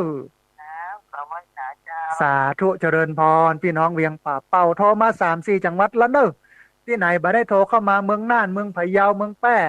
ละปูนลำปางแป้น่านพะเยาเจียงไฮ้แม่ฮ่องสอนหรือฟังอยู่ในประเทศไทย ฟังอยู่ทั่วโลกเรียนเชิญเจริญพรที่เบอร์0641254122เบอร์0641254122พอดีมีสายเข้ามาเต็มสายหนึ่งเดี๋ยวฮับสายนี้ก่อนเปิ้นจะว่าจะได้พ่อง เจริญพร เจ้าขอว่าสาเจ้าพระอาจารย์ อ๋อสาธุแม่คำนวณแจ้ซ้อนเมืองปานลำปางเนาะแม่เนาะ เจ้า เป็นได้พ่อแม่สัญญาณชัดเจนดีเนาะ เจ้าตะเกียนดีเจ้า สาธุให้กำลังใจพี่น้องที่มาอบรมเนาะแม่เนาะ เจ้าได้ค่ะมีโอกาสก็เปิดแต่อบรม อ่า เจ้าได้หลายอย่างเนาะ ใช่เนี่ยเป็นการให้โอกาสคนเนาะแม่เนาะอืม เจ้าแม่น่ะ ให้เปิ้นได้ปรับปรุงตัวเองแล้วทีนี้ เท่ามันเท่าแค่ไหนกันจ้ะมันเรียกมันกับเอาหูเสียงแล้วรับประสบการณ์มันกับใจแล้วเสียง แม่น เจ้า แต่ถ้าเราได้เรียนรู้กันไปเรื่อยๆอย่างเงี้ยมันก็จะปรับปรุงพฤติกรรมดีขึ้นเนาะแม่เนาะ เจ้าฟังมาอู้กันที่กันดีเนาะวันนี้จะได้งู แล้วเราได้เข้าใจเปิ้นตัวนะเนาะเออ เจ้า เพราะอันเปิ้นบอกว่าคนรอบข้างหรือคนในสังคมนี่เป็นกำลังใจสำคัญของการเลิกยาเลยนะโยมแม่เนาะอืม เจ้าเป็นกำลังใจให้เปิดเนาะ ใช่ที่ผ่านมานี่หลายคนเนี่ยเปิ้นชี้หน้าว่า เป็นตราบาปกับเปิ้นบ่เคยให้โอกาสแต่ว่าวันนี้เฮาให้โอกาสเปิ้นเนาะดีใจเนาะแม่เนาะ เจ้าดีใจถ้าเปิดคิดได้ใจดีเปิดใจว่าผู้ดีเปิดจะไม่ใจคิดเปิดจะดีใจด้วยเปิดเนาะ เอาสาธุได้จัดหลายคนละโยมแม่เนาะนะ เจ้า อนุโมทนาบุญกับโยมแม่เนอะ เจ้า สาธุ เจ้า เจริญพรแม่คำนวณแจ้ซ้อนเมืองปานลำปางโทรเข้ามาให้กำลังใจกันเหลือเวลานักอยู่เนอะท่านผู้ฟังเนอะที่เบอร์0641254122เบอร์0641254122พอดีมีสายเข้ามาสายหนึ่งเดี๋ยวฮับสายนี้ก่อนเปิ้นจะว่าจะได้พ่อง เจริญพร ไว้สารเจ้าแม่สีลานจันแก้วฟ้าแม่แดงใจประเจ็ดยังใหม่ฟังจากขึ้นวัดไปเจ้า โอ้สาธุโยมแม่สัญญาณชัดเจนดีเนาะ เจ้านี้สัญญาณชัดเจนดีเจ้าเพราะว่าที่เก็บแซบวันขับ แต่ว่าขึ้นน่าจะบ่ดีวันนี้ขึ้นดีแล้วเนาะ เจ้า เออ แม่ก็เป็นกำลังใจ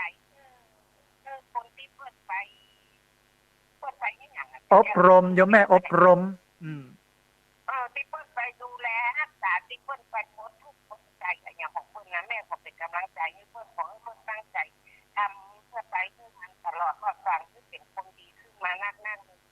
โอ้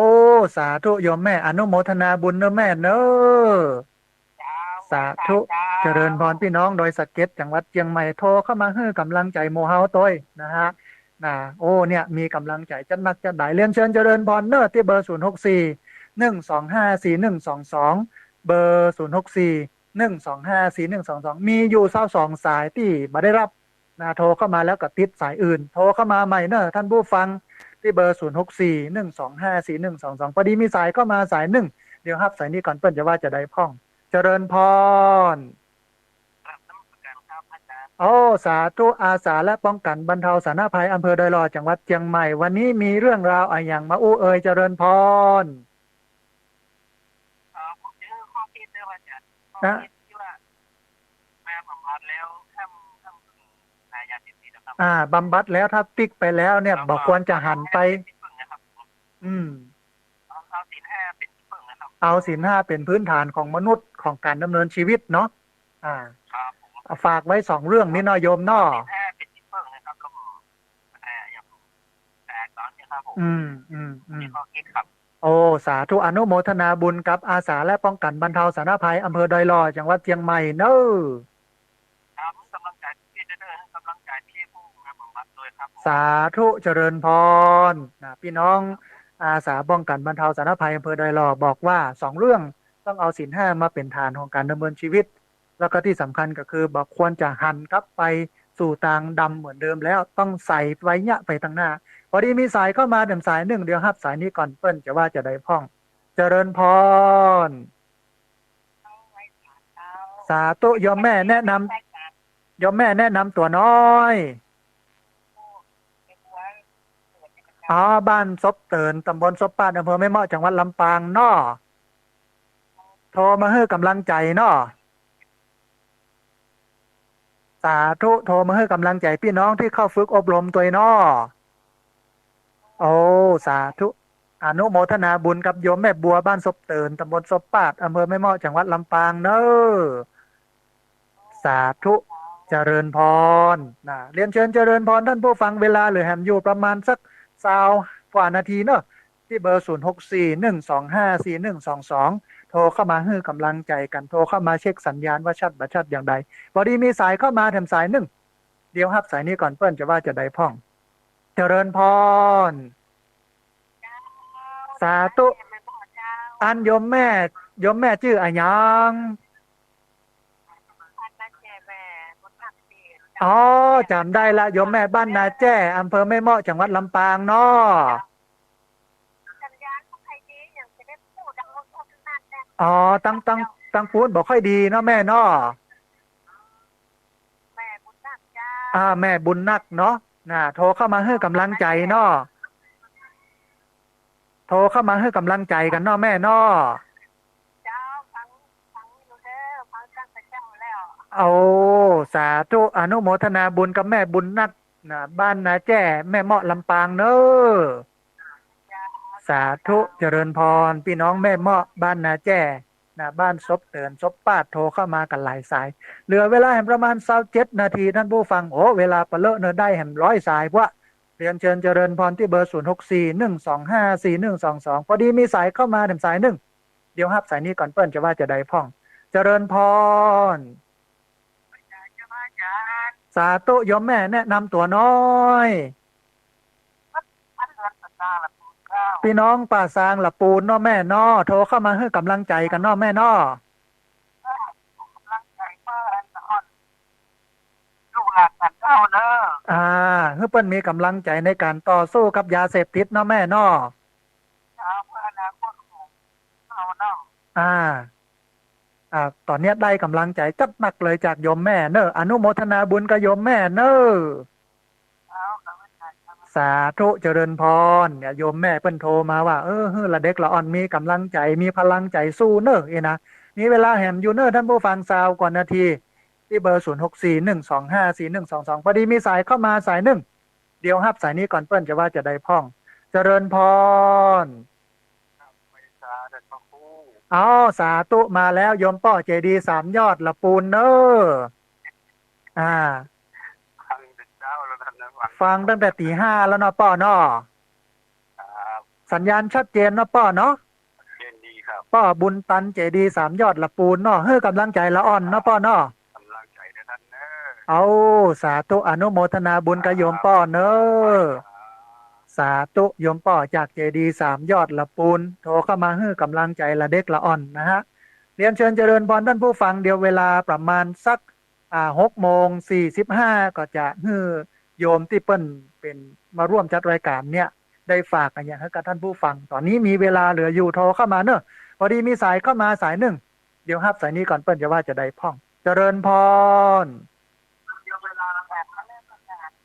สาธุโยมแม่ลีวิทยุน้อยหนึ่งเนอะลีวิทยุน้อยหนึ่งสาธุโยมแม่โทรมาจากตังใด บ้านไร่ของข้าน้ำย้อยเจ้า อำเภอ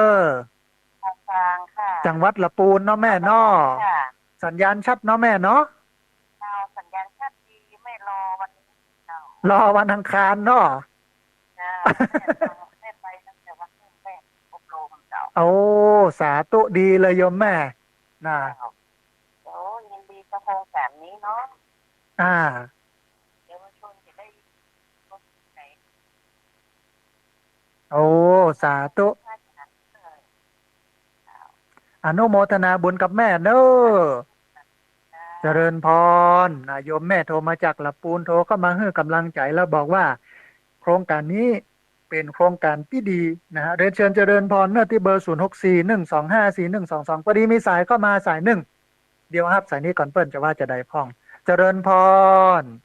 ไม่แต่เจ้าถ้าจะไม่รู้ยินจะแม่ตาเสมอฟังท่าอยู่นะเจ้า พี่น้องเสมิงเจียงใหม่เนอะแม่อุ้ยอิน สัญญาณชัดเจนบ่แม่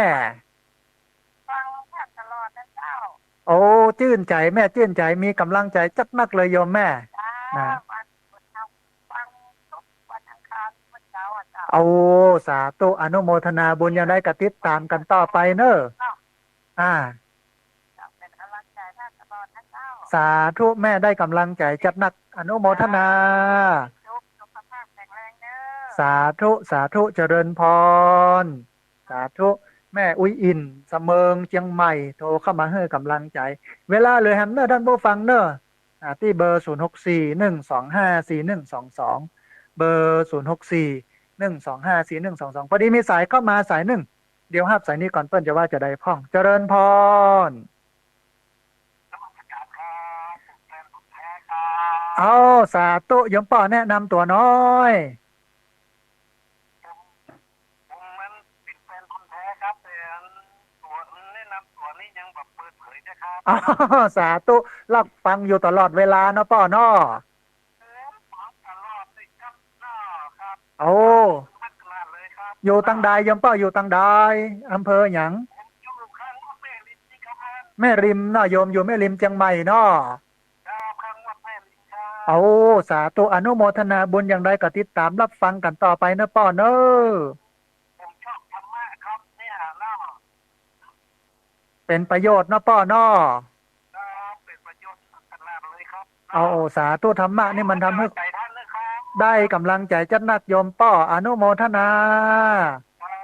สาธุเจริญพรเป็นแฟนพันธ์แท้ฟังอยู่ข้างวัดแม่ริมฟังประจำโทรเข้ามาให้กำลังใจกัน เหลือเวลาให้ประมาณสัก10 นาทีท่านผู้ฟัง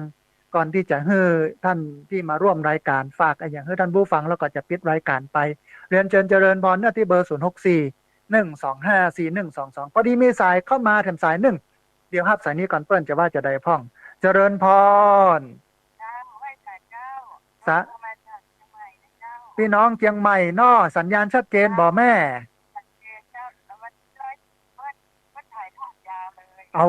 สาธุต้องอนุโมทนาบุญกับท่านอาจารย์พระครูสมุวิศวัตวรกิจโจ เดียววันยงฟังจนจบอันนี้คือกำลังใจดูลูกหลานนะเจ้า เอาสาธุ อายุ70ปลายแล้วดีใจขนาด ที่ได้หูได้หันว่าเปิ้นมาเลิกยุกเลิกยากันเนาะแม่เนาะ เจ้าแม่ละเจ้าดีใจเนอะเป็นกำลังใจเจ้า เอาสาธุอนุโมทนาบุญกับโยมแม่เนอะสาธุนะโยมแม่อายุ70ปลายแล้วโทรเข้ามาให้กำลังใจแล้วก็ดีใจขนาดที่ลูกหลานหมู่เฮาได้เลิกยุกเลิกยาได้ทำตัวเป็นคนดีของสังคม เหลือเวลาแห่ง4 นาทีท่านผู้ฟังพอดีมีสายเข้ามาสายหนึ่งเดี๋ยวฮับสายนี้ก่อนเปิ้นจะว่าจะได้พ่อง เจริญพร จ้า อ๋อสาธุแม่สีกุลตันธุระอำเภอเมืองลำปางเนาะแม่เนาะเป็นกำลังใจให้ละออนด้วยท่านด้วยนะกับพระอาจารย์ด้วย สาธุได้กำลังใจจัดนักเลยโยมแม่อนุโมทนาบุญนะแม่เนาะท่านด้วยเจ้ามาละเออทุกวันอังคารนะอย่าไปลืมนะอืม เจ้าวันอังคารก็วันเนี่ยก็วันเสาร์ วันเสาร์8 โมงถึง9 โมงวันอังคารตี 5ถึง7 โมงวันนี้เต็มที่เนาะแม่เนาะ เจ้าสาธุสาธุเจ้า สาธุแม่สีกุลตันธุระอำเภอเมืองจังหวัดลำปางโทรเข้ามาให้กำลังใจกันเหลือเวลาแหมน้อยหนึงท่านผู้ฟังโทรเข้ามาเนอะที่เบอร์064 125 4122เบอร์064 125 4122เพราะปกติรายการนี้คนฟังถึงหนักอย่างเงี้ยนะฮะวันนี้มีสายเข้ามาเดี๋ยวสายหนึ่งเดี๋ยวรับสายนี้ก่อนเปิ้นจะว่าจะได้พ่องเจริญพร ป่วยสาครับ สาธุโยมป้อแนะนำตัวน้อย โคเศษมาจากบ้านสิริของมังคลาจารย์มาจากดอยหล่อครับ สาธุอำเภอดอยหล่อจังหวัดเชียงใหม่เนาะป้อเนาะ ครับโอ้ดีใจที่มันไปอบรมไปทำมันปฏิบัติได้เนาะถ้าทำได้ก็ดีใจแล้วเป็นพ่อเป็นแม่ก็ดีใจ แม่นละพ่อแม่เปิ้นก็ดีใจแตนเปิ้นไปตัวเนาะป้อเนาะอืม ครับ เอาอนุโมทนาบุญกับป้อเนอที่โทรเข้ามาให้กำลังใจกันเนอ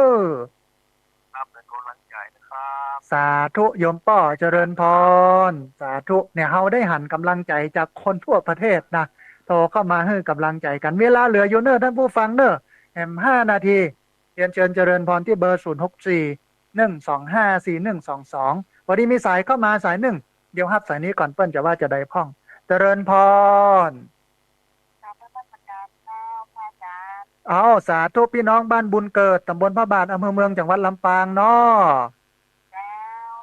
สาธุวันนี้โทรเข้ามาให้กำลังใจกันเนาะ เจ้ากำลังใจพระอาจารย์ครับคนเข้ามาอบรมที่เจ้า เอาสาธุได้กำลังใจจัดหนักอนุโมทนาบุญกบโยมเนอะ เจ้าขอเปิดว่าถ้าเปิดออกมาแล้วเนี่ย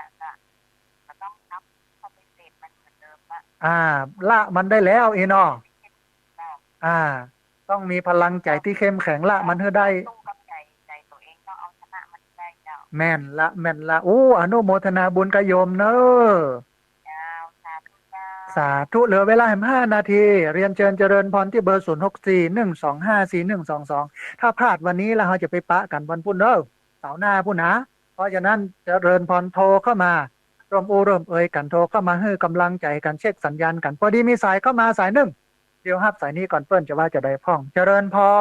ร ครับสาธุเจ้า สาธุโยมแม่แนะนำตัวน้อย จะเรียนยาเจ้า อยู่ตังใดแม่ ยามันแรงยา อยู่ตังใดก็โยมแม่ มันแรงสิยา อ๋อบ้านแรงตำบลบ้านแรงเนาะแม่เนาะ เจ้า สัญญาณชัดเจนเนาะแม่เนาะ เจ้าสังเกตที่ โอ้อนุโมทนาบุญที่โทรเข้ามาให้กำลังใจกันเนอะ เจ้าทำสังเกตที่ สาธุ ด้านรายการจำหักเลยเจ้า โอ้แต่มันต้องกันขอบคุณคนที่มาร่วมรายการเนาะเปิ้นอู้ประสบการณ์เปิ้นม่วนแต่เนาะเออ เจ้า สาธุเนอะแม่เนอะ เจ้า เจริญพรพี่น้อง เจ้า ได้กำลังใจจัดหนักอนุโมทนา สาธุเหลือเวลา4 นาทีท่านผู้ฟัง เรียนเชิญเจริญพรที่เบอร์064 125 4122เบอร์064 125 4122เรียนเชิญเจริญพรได้โทรเข้ามาร่วมเอ่ยกันท่านใดจะร่วมทำบุญจัดซื้อที่ดินถวายไว้ในพระพุทธศาสนาก็เรียนเชิญเจริญพรเนอะที่ธนาคารกรุงไทยสาขาประตูชัย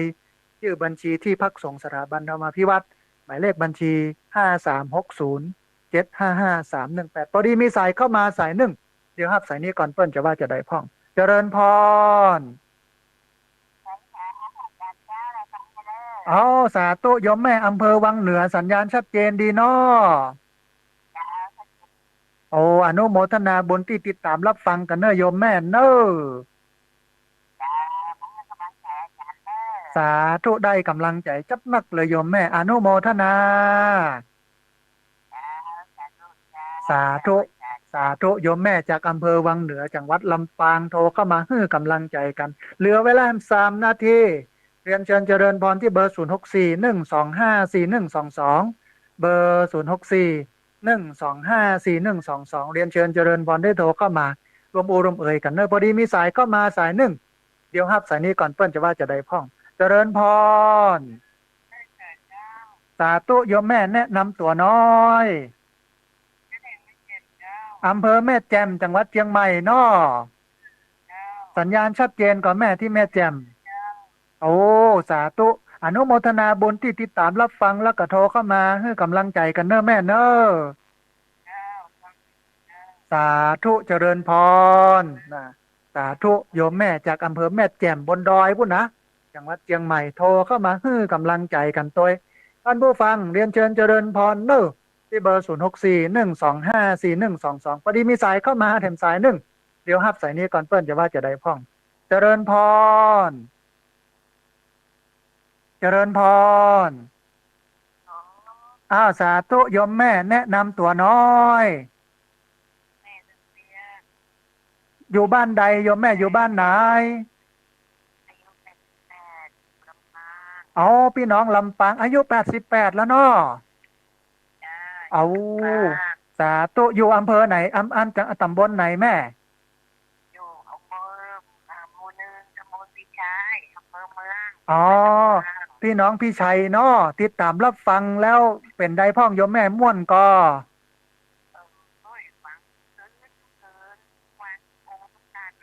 เอาอนุโมทนาบุญเนอะแม่เนอะฟังแล้วม่วนใจเด้อเนาะแม่เนาะแม่88แล้วนะเอายังแข็งแรงอยู่เนอะ ยังโดนนมอยู่ จะได้ก็รักษาสุขภาพเนอะแม่เนอะเสียงฟังชัดนะ สาธุแม่จะได้ก็ติดตามรับฟังกันต่อไปเนอะสาธุชื่นใจโยมแม่ชื่นใจอนุโมทนาสาธุตื่นตั้งแต่ตี 4มาเปิดฟังเนาะแม่เนาะโอ้สาธุโอ้ดีละโยมแม่ดีละสาธุเนอะแม่เนอะสาธุฮ้อนอยู่โยมแม่ที่แม่เหมาะ กำลังรอฝนเนี่ยเดี๋ยวคงจะตกละบักกี่วันเนี้ยเนาะสาธุเนอะอนุโมทนาบุญกับโยมแม่เนอะสาธุสาธุโยมแม่อายุ88จากตำบลพิชัยอำเภอเมืองจังหวัดลำปางโทรเข้ามาให้กำลังใจหมู่เฮาตัวเนอะเรียนเชิญเจริญพรเนอะที่เบอร์064125ขอสายนี้เป็นสายสุดท้ายกันแล้วกันนะฮะเดี๋ยวครับสายนี้ก่อนเจริญพรเจริญพรคุณโยมหลีวิทยุน้อยหนึ่งเนอะพอดีเสียงมันดังสะท้อนมาเนอะนะฮะฟังทางโทรศัพท์เอาเนอะเจริญพรเจริญพรเจริญพรสาธุโยมแม่แนะนำตัวน้อยโยมแม่โทรมาจากทางใดโอ้พี่น้องสารปีเชียงใหม่เนาะโทรม่วนใจกันเนาะสบายใจกันเนาะเขาก็เลยม่วนใจไปตัวเนาะแม่เนาะเอาอนุโมทนาบุญเนอสาธุโยมแม่จากสารปีเชียงใหม่โทรเข้ามาให้กำลังใจกันนะฮะตอนนี้เวลา6:46ท่านผู้ฟังเดี๋ยวเฮาเปิดโอกาสให้ทั้ง4ท่านได้ฝากอันอย่างไว้ให้กับท่านผู้ฟังเป็นข้อคิดจากการสรุปชีวิตของเปิ้ลในวันเวลาที่ผ่านมาถึงแม้ว่าเปิ้ลจะอายุยังน้อยแต่ว่าเปิ้ลผ่านประสบการณ์ผ่านผิดผ่านถูกมาอย่างมาแล้ววันนี้มาสู่กระบวนการในการจะปรับปรุงในการจะพัฒนาตัวเองในการจะเดินไปทางหน้าเปิ้ลจะอันอย่างพ่องเขาก็ติดตามรับฟังกันนะฮะตอนนี้งดรับสายก่อนโทรเข้ามาเรื่อยๆนะแต่ว่างดรับสายก่อนเนอะเดี๋ยวสักกำนึงก็เปิดต่อไปทีนี้ลองมาฟังโยมอ้อพ่องอยากจะฝากอันอย่างไว้ให้กับท่านผู้ฟังไว้กับคนทางบ้านพ่องขอเจริญพรโยมอ้อนะฮะ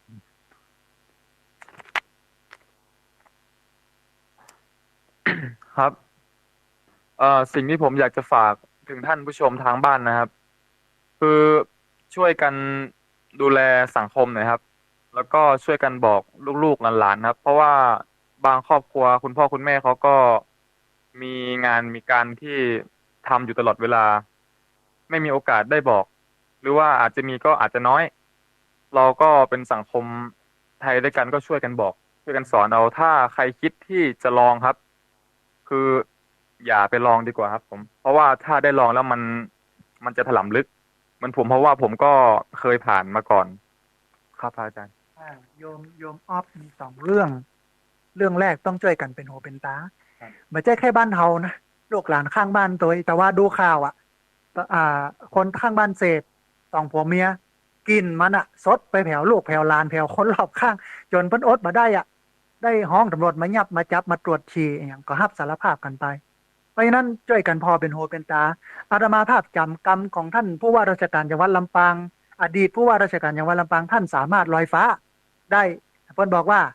สังคมดีบ่มีขายอยากได้ต้องช่วยกันทำเพิ่นว่าอย่างนั้นเขาต้องพอช่วยก้อยบ่ใช่ว่าบ่ใช่เรื่องของเขาไม่ไปยุ่งกับเปิ้นบ่ได้เขาก็ได้รับความเดือดร้อนอยู่ดี ถ้าเปิ้นมีปัญหาถ้าเปิ้นเสพนักเข้าข้างเอามีดมาปาดคอเฮาแล้วเขาจะเดือดร้อนนะเนี่ยคือลักถ้ามันมีเงินเสพเข้าไปลักเล็กขโมยน้อยก่ออาชญากรรมหลายเรื่องจุไล่มันมีหลายอย่างเพราะฉะนั้นเขาต้องช่วยกันพอเนาะอันนี้คือโยมออฟทีนี้มาถึงโยมนุพ่องโยมนุอยากจะฝากอะไรอย่างให้กับท่านผู้ฟังที่ฟังอยู่ทางบ้านพ่องขอเจริญพร อย่างอื่นเลยอันดับแรกนะครับขอขอบคุณกำลังใจคุณแม่พ่อทั้งทุกท่านนะครับ ที่ให้เป็นกำลังใจกับพวกผมทุกคนนะครับ ฟังแต่ละสายมานี่ขนลุกทุกครั้งครับ รู้สึกปลาบปลื้มตันใจมากครับขอขอบคุณนะครับ สิ่งที่อยากฝากถึง คนทางบ้านนะครับ แล้วก็คนที่คิดจะเริ่ม หรือว่าที่เสพแล้วนะครับ ก่อนอื่นเลยไม่ควรไปโทษ คนอื่นหรอกครับ โทษตัวเราเองก่อน บางทีแบบย้อนสู่เขานะพาลูกพาไปติด มันไม่ใช่เลยครับทุกสิ่งทุกอย่างเกิดขึ้นจากตัวเราครับ อันดับแรกครับ ก็ไม่มีอะไรมากครับก็แค่นี้ครับ โยมโนพูดได้ดีมาก เรื่องแรกขอบคุณจากทุกสายที่โทรเข้ามาให้กำลังใจ เป็นกำลังใจได้ดีมากเลยทุกสาย โทรเข้ามาบอกว่าสู้เนอะเอาแต่เนอะเป็นกำลังใจให้นะบอกว่าจะเป็นพี่น้องเชียงใหม่ละปูนลำปางใต้น่านพะเยาเชียงรายแม่ฮ่องสอนโทรกันเข้ามา แต่วันนี้บอกเคยได้ยินเสียงพี่น้องนั่นบอกว่าโทรตันเปิ้นก่อนนะเพราะว่าบางคนกดตั้งแต่ชั่วโมงแรกเลยหลายสายแทรกเข้ามา เรื่องที่สองเป็นเรื่องสำคัญโยมนุบอกว่าบ่ต้องไปโทษไผ่มันต้องอยู่ที่ลูกหลานหรือว่าที่ตัวเฮาเนี่ยบ่ต้องว่าเขาไปจวนลูกข้าไปรู้ไปเสียนะถ้าเปิ้นใจแข็งปอเนี่ยเปิ้นตึงไปยุ่งเพราะนั้นเนี่ยมันต้องพอลูกหลานตัวเองให้ดีกับมาที่โยมออฟเนี่ยว่าพอกอยสังคมให้ดีแล้วก็ที่สำคัญคือเมื่อเฮาเริ่มต้นได้เฮาก็ยุดได้นะฮะเมื่อเฮาเริ่มต้นได้จากตัวเฮาเองเนี่ยเฮาก็ยุดได้ด้วยตัวเฮาเองเหมือนกันบ่มีไข่ใหญ่ไปจากตัวเก่าเพราะชีวิตเนี่ยเขาเป็นของเขาไม่ได้เป็นของใครพ่อแม่ให้เขาเกิดก็จริงไม่ได้เป็นเจ้าของชีวิตแต่คนที่เป็นเจ้าของชีวิตสามารถจะเอาชีวิตไปทางดีก็ได้ไปทางต่ำก็ได้ไปทางสูงก็ได้ไปทางสว่างก็ได้ไปทางมืดก็ได้ขึ้นอยู่กับตัวเฮาเพราะนั้นต้องโทษตัวเฮาเป็นระดับแรกแล้วก็ปรับปรุงที่ตัวเฮาผิดพลาดบกพร่องบ่เป็นหยังเหมือนกับก่อนที่เปิ้ลบอกผิดพลาดบกพร่องอย่ามองเศร้าก็ใครเลยไหนเล่าไม่เคยผิด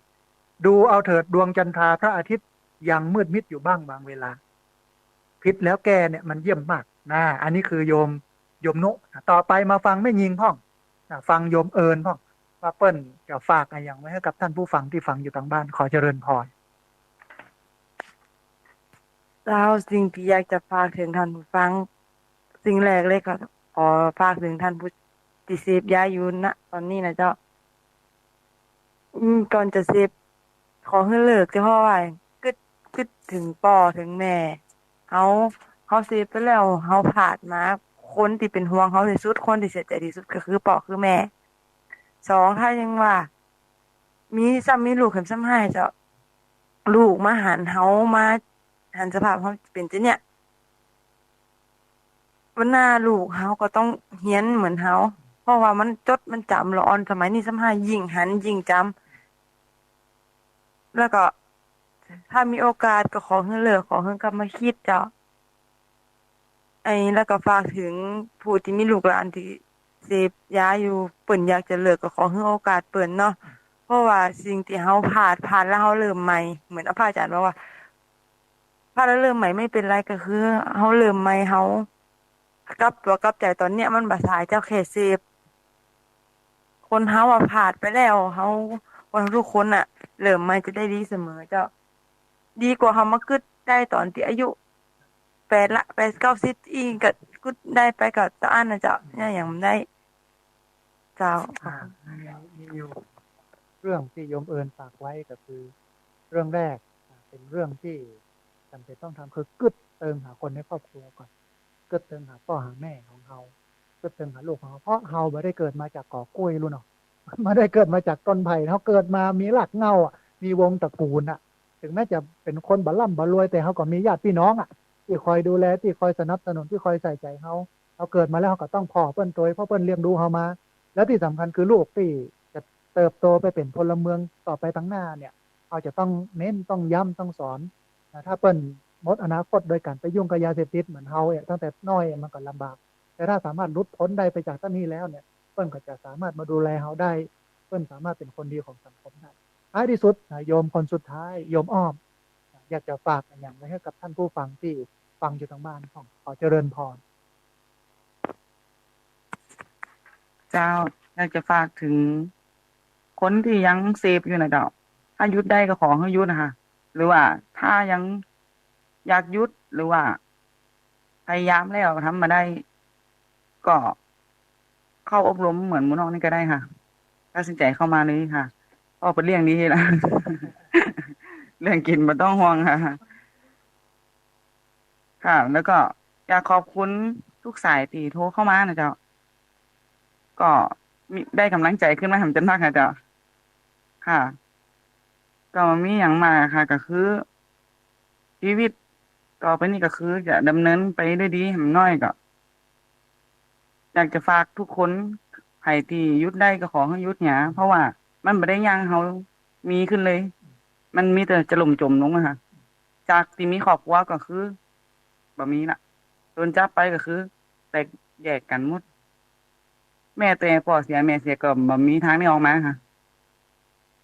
อยากจะให้ทุกคนเลิกลดละเลิกกลับมาอยู่เป็นครอบครัวที่มีความสุขดีกว่าค่ะขอบคุณเจ้า โยมอ้อมฝากไว้ดีมาก คือถ้ามีมาในครอบครัวก็แตกแยกไป แต่ถ้าบ่มีในครอบครัวเนี่ยครอบครัวก็จะอยู่เย็นเป็นสุขแล้วก็ขอบคุณทุกสายที่โทรเข้ามาให้กำลังใจหลายสายนะหลายสาย อันนี้คือสิ่งที่ถือว่าดีมากสำหรับรายการในวันนี้แล้วก็เดี๋ยวสักกำหนึ่งเนี่ยจะบันทึกเทปแล้วก็บันทึกเทปเสร็จละแล้วก็จะเอาไปเปิดให้ท่านที่มาได้มาฟังเนี่ยได้ฟังกัน นอนฟังกันนั่งฟังกันก่อนที่วิทยากรจะมาอบรมเรามีเวลาเหลืออยู่ วันนี้รายการธรรมาภิวัตน์เป็นรายการที่มีคุณค่า เพราะว่าเป็นรายการวิทยุที่เพื่อเผยแผ่พุทธศาสนาส่งเสริมการศึกษาและพัฒนาสังคม งานที่ทำเนี่ยคือดูแลผู้ติดยาเอามาฟื้นฟูเนี่ยก็เป็นงานพัฒนาสังคมในมิติหนึ่งของสถาบันธรรมาภิวัตน์ต้องอนุโมทนาบุญขอบคุณท่านที่มาสนับสนุนเอาอาหารเอาเครื่องดื่มเอาผลไม้เอาขนมมาเลี้ยงเนาะแล้วก็ทุกสายที่โทรเข้ามาร่วมบุร่วมเอ่ยกัน แล้วก็ท่านผู้ฟังที่ฟังอยู่ทางบ้านที่ติดตามรับฟังเป็นพลังเงียบที่สำคัญที่สุดต้องขอบคุณกราบขอบพระคุณครูบาอาจารย์พระนักจัดรายการวิทยุเจ้าของเครื่องเจ้าของสถานีที่รับสัญญาณเอาไปออกอากาศเอาไปส่งกระจายเสียงสายไหนที่โทรเข้ามาแล้วบัดติดสายไหนที่ได้โทรเข้ามาแล้วบัดได้รับสายต้องขอสุมาอภัยเดี๋ยววันอังคารหน้าวันเสาร์ก็โทรเข้ามาใหม่วันนี้รายการธรรมาภิวัตน์ต้องจากลาท่านผู้ฟังทั้งหลายไปก่อนสัพพะพุทธานุภาเวนะด้วยเดชเดชะอนุภาพของพระพุทธเจ้าสัพพะธรรมานุภาเวนะด้วยเดชเดชะอนุภาพของพระธรรมเจ้าสัพพะสังฆานุภาเวนะด้วยเดชเดชะอนุภาพของพระสังฆเจ้าศรัทธาสุธีพระวันตุเตขอความสุขความเจริญในธรรมจงบังเกิดมีแด่บรรดาศรัทธาสาธุชนทุกคนทุกท่านตลอดการเป็นนิจเทินเจริญพร